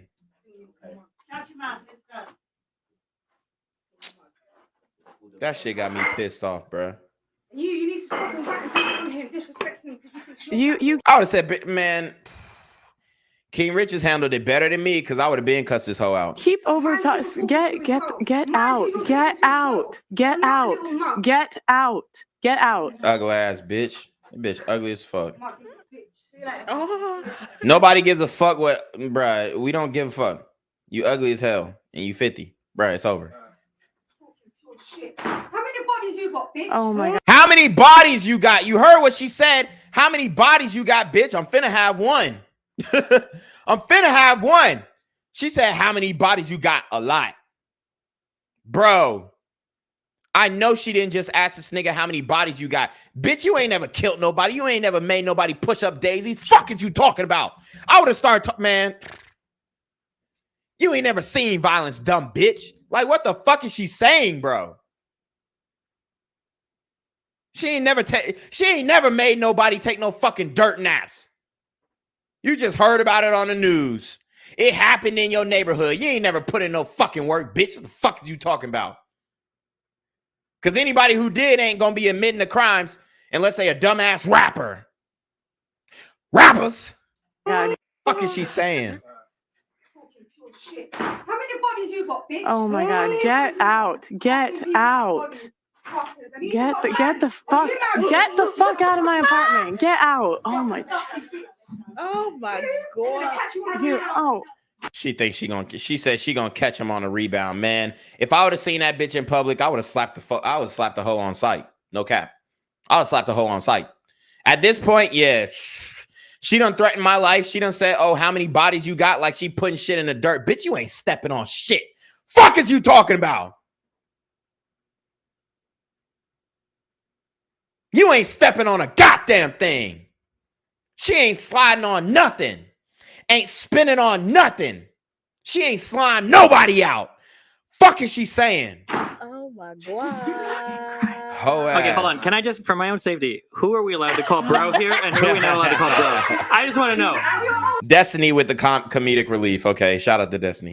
Get the fuck out. Lock the door. Blessing, go lock the other side too. Blessing, lock the fuck. Yo, the only reason was because she kept interrupting me. Jesus Christ. Look, I don't. Oh my god. What? Can you go check? Just go double check. Go. No, but okay, that's fair enough. But listen, look at the difference.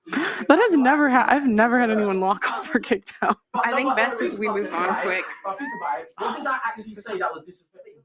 Okay. Yeah. Yeah. But she's saying I was disrespectful to her. Bruh, he ain't disrespect her one time. She disrespected him all them times. And then all the women on the panel are, well, you could have handled it like this. Shut the fuck up. When somebody threatened your life, I'm matching that energy. Y'all talk about matching energy all the time. She threatened to see this nigga afterwards. She threatened to hit him up. I would have said, bitch, I will slap the fuck out of you and your husband.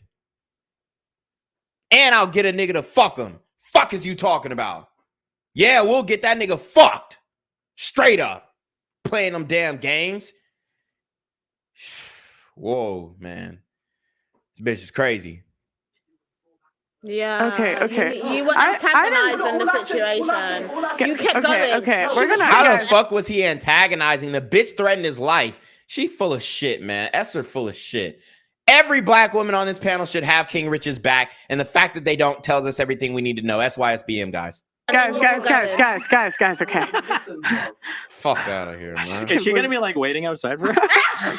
Bro, I'm a little scared. I don't want to die in line. You know what's crazy? We were supposed to have security. We were supposed to have security tonight, and it didn't. I was like, nah, that's scary. I'm sorry. I was scared. Yo, the only reason I was gonna let her talk is the crazy thing, but she kept interrupting me, and I was just like, if you're gonna keep interrupting me, you have to go. Like, I don't.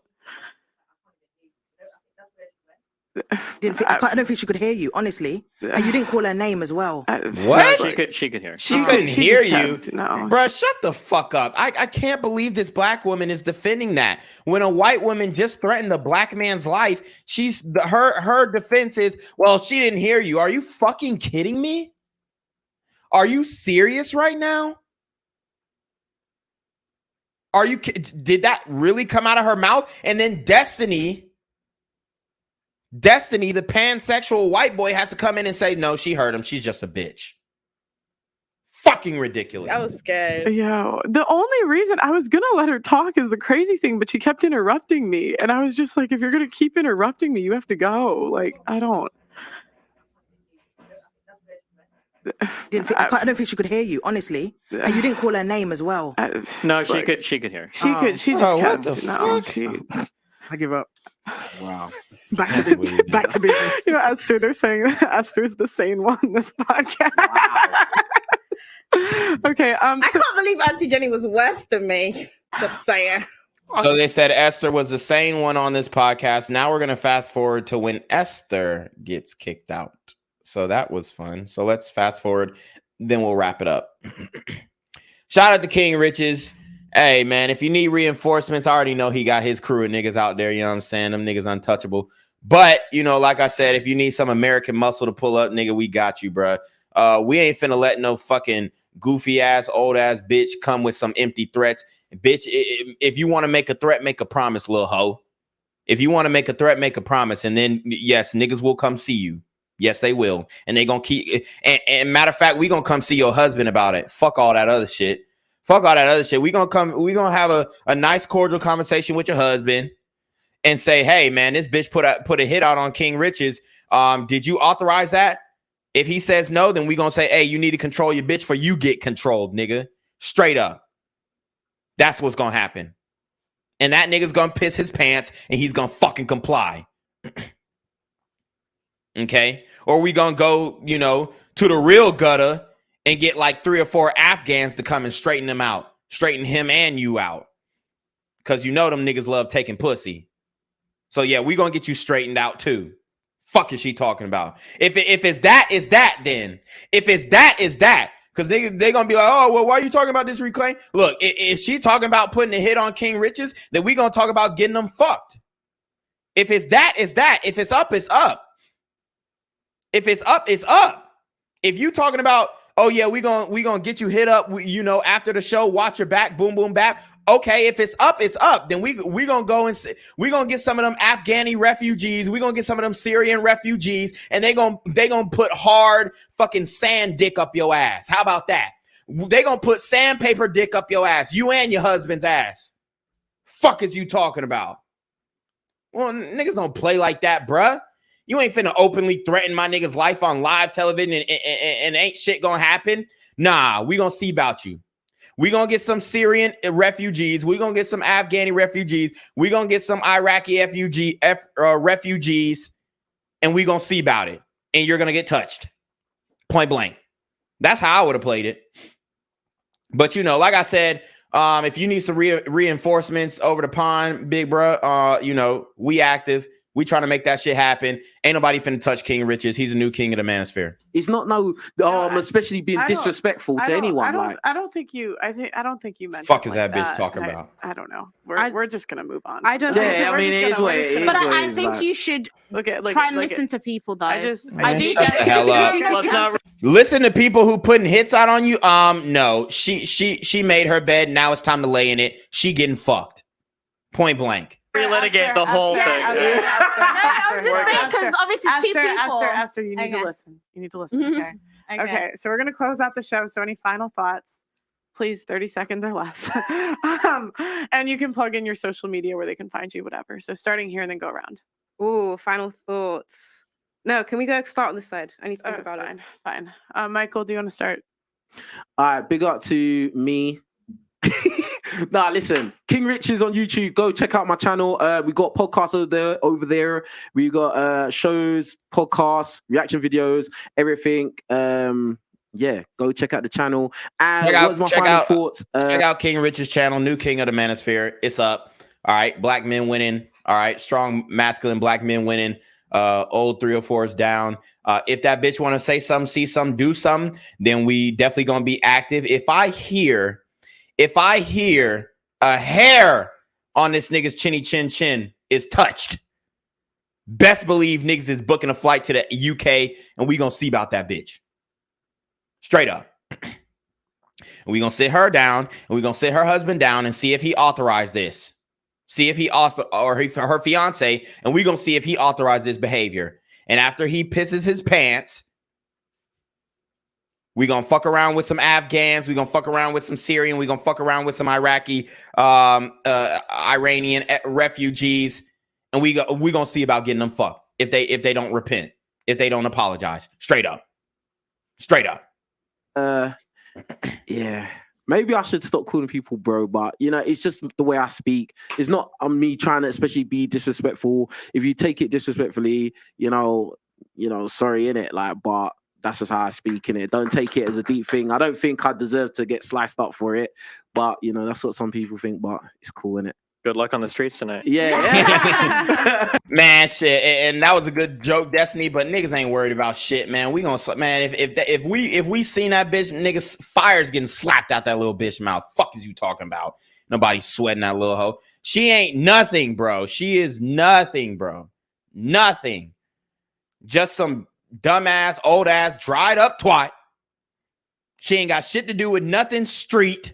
She talking all this street shit, don't know no street niggas, and who is she gonna send? Was she planning on sending black men to do the bidding of her? Man, fuck out of here, man. Matter of fact, shit, if she sends some goons and they just so happen to be brothers, they just so happen to be, you know, other people from the diaspora, we gonna sit they ass, we gonna talk about them, we gonna figure out how we can fuck her over. How about that? How about that? We're going to exemplify some loyalty in this motherfucker when it comes to Black Americans, Africans, Caribbeans, and the whole lot. All right. We ain't finna do all that extra goofy ass shit, bro. Well done. I'm proud of you. Thank you. Okay, Destiny. Yeah, big ups to Pearl for hosting this great show. You can find me at youtube.com/Destiny. That's all I got. Pearl, stop saying Esther. You need to listen. It actually is quite disrespectful. It's disrespectful. Stop doing that. Everything's disrespectful these days. But it is. Right. It's disrespectful. Jesus Christ. It's Wow. disrespectful to overtalk a host on someone else's if show. I'm like, Pearl, I'm talking. You need to listen. Esther, because you talk. But Pearl, I'm talking. It's my time to talk. It's my time to talk. Here she doing that argumentative, masculine demeanor that sisters be doing. I mean, this is not your show, Esther. Stop being a bitch. Everybody's gotten kicked off the damn podcast, and you're over here exacerbating when they're trying to do closing thoughts. It's absolutely insane. How does that feel? You talk the whole Esther. How does that feel? Esther, okay. Pearl, but it's my turn. It's my turn to speak. Okay, I'm gonna give you no time. I'm gonna give you no time. I'm gonna give you no time. All right, your turn. Go. Your turn. Okay, then get. Stop. Esther, go. Esther. Maybe we didn't all survive. And this is the disrespect that women show for other women. How about that? Pearl politely asked her to leave, and she won't leave. Why doesn't she respect women? Why doesn't Esther respect women? Because, women don't actually respect other women. They respect men. I mean, that's just really what's going on. I mean, you can say, oh, yeah, women respect women and all this other shit, but then sit their ass in a room together and see how far that respect goes. Once one offends the other, with their ideology, thought process, religious beliefs, or whatever, they retract that respect. They don't respect women. They respect whoever fucking agrees with them, and that's the problem. Pearl politely asked her to leave, and she didn't leave. She doesn't respect Pearl. Pearl is a woman, so Esther is a misogynist, point blank. Because I guarantee if King Richez would have told her goofy ass to leave, then her black ass would have got her ass up and left. Okay? Why? Because that threat of violence. You see how that white bitch didn't get too close to King Richez because she saw his fucking arms and she's like, shit, this nigga will crush my head. Yeah, maybe we didn't. Maybe. Stop, then get out. Okay. Then get out. Then get out. I'm so tired. Esther, then get out. Then Esther, I don't care. Esther.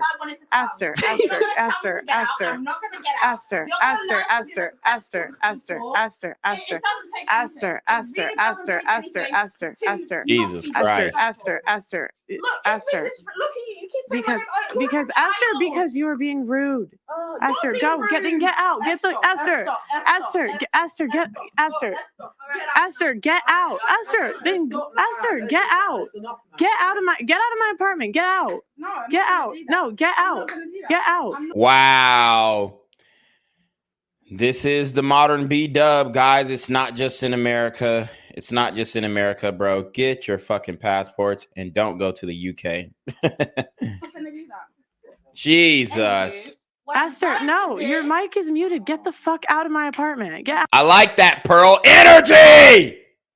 She said, Esther, your mic is muted. Get the fuck out of my apartment. We should have been got disrespectful with these hoes, man. Get out. Get out. No, get out. Get out. I'm not going to do that. Anywho. Esther, no, your mic is muted. Get the fuck out of my apartment. Get out.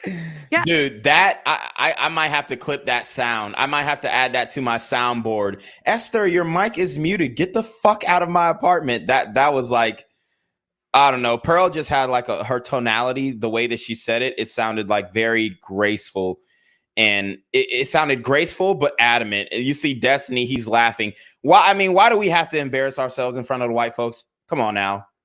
We should be on our best behavior, right? No LD says it's always the least attractive women barking up a storm. Exactly. It's always the ugly hoes, bruh. Bad bitches don't act like that. All bad bitches eat seafood, bruh. No, get out. Get out. I'm not going to do that. Anywho. Esther, no, your mic is muted. Get the fuck out of my apartment. Get out. Get out. You're going to be disrespectful the whole goddamn show. Get out. No. Yeah, I'll call security. I'll literally call security. Because that's very rude. Wow. Can you call security? No, because you are being rude. Because you are over talking me. Call security. Get her out. Dude, fuck Esther. What a bitch. Anyway, so you guys can follow me at Sophie Joy. I mean, do I have to point it out? Light skin versus dark skin. Do I have to point it out? The demeanor of the two dark skinned bitches and the demeanor of the light skinned bitch. Very different. We had 2 dark skinned bitches on here. 3 actually. Auntie, Esther, and the fat bitch. They all came with attitude. The light skinned bitch, she listened. She waited her turn. She voiced opinions that we could agree or disagree with, but she was respectful throughout the whole conversation. So my question is that colorism, or are these dark-skinned bitches just more angry, man? That's the question. Is it colorism, or are they just more angry than the light-skinned bitches? It's a genuine question. X on Instagram. I'm going to be doing a lot more podcasts and political media stuff. And yeah, I hope to. This is a lot of fun. And yeah, can't wait to do more.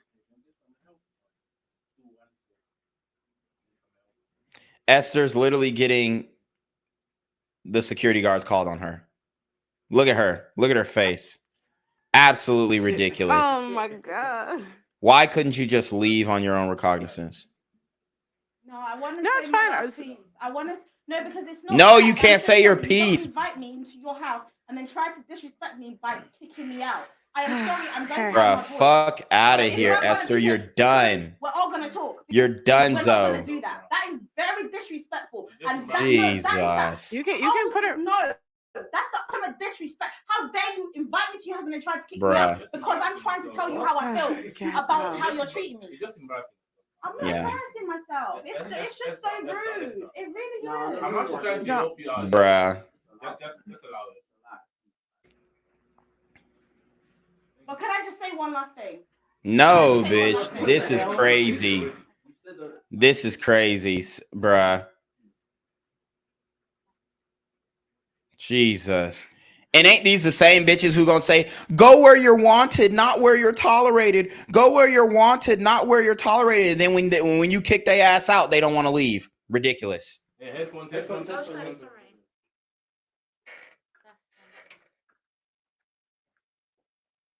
why I did that to myself. I don't know why I even came.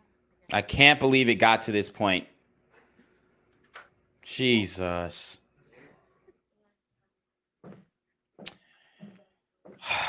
Man, I mean, I hate to say it, but okay. Who were the ones acting up? Hey, listen. So we got King Richez, the king of the Manosphere, getting the last word in. Let's listen up. Big up to top producer, big up to Pearl, big up to myself, big up to Destiny, big up to the last remaining guest, Sophie, yeah. Yeah. And yeah, man. Sophie, the only feminine woman on the panel. This is just a little message to all you ones who want to go and do podcasts, bruv. It's not easy, bruv. It's not easy. Yeah. So just know what it is. And yeah, go subscribe to my channel, bro. Yeah. This happens a lot on my channel as well. Yeah, even more. So go subscribe, King Richez, right now. Yeah. Go subscribe to my channel right now. Yeah. If you like drama like this, go subscribe to my channel right now. I feel like I won the Hunger Games. Huh? Yeah. Well, hold on, we just said that with 4 of us here. Okay. And that chick has a good sense of humor. I feel like I won the Hunger Games. I mean, all she needs to do is like lose 30 to 50 pounds and she'll be ready to go. She'll find a husband in no time. Just got to hit the gym. Yeah, but now I'm the last standing girl. You know what's crazy? I swear to God, this has never happened in my year of shows. Bruh, anyways, okay, guys. It was a lot of fun. I loved it. Okay, guys. Thank you for watching this shit What a show. good sport. The only good sport. See, a lot of women, they're just not good sports, man. And they can't go back and forth with these type of conversations without getting triggered.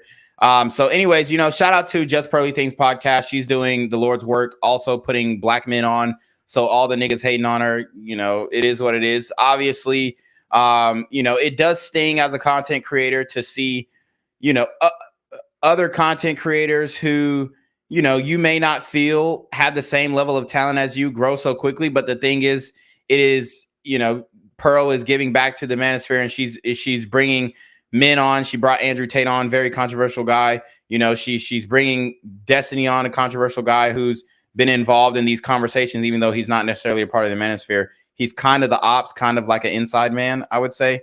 But you know, she's spoken with other content creators, and she's bringing black men on and putting black men on. So, you know, you can't hate on Pearl, because what she's doing for the community is Lord's work. So anyways, you already know what it is, man. It is your boy Reclaim Your Throne. Make sure you like, comment, share, subscribe. Send your relationship questions to email down below with a screenshot of your CashApp, so I know you're paying your tithes, man. Y'all need to be on your mark game with the BS. You already know.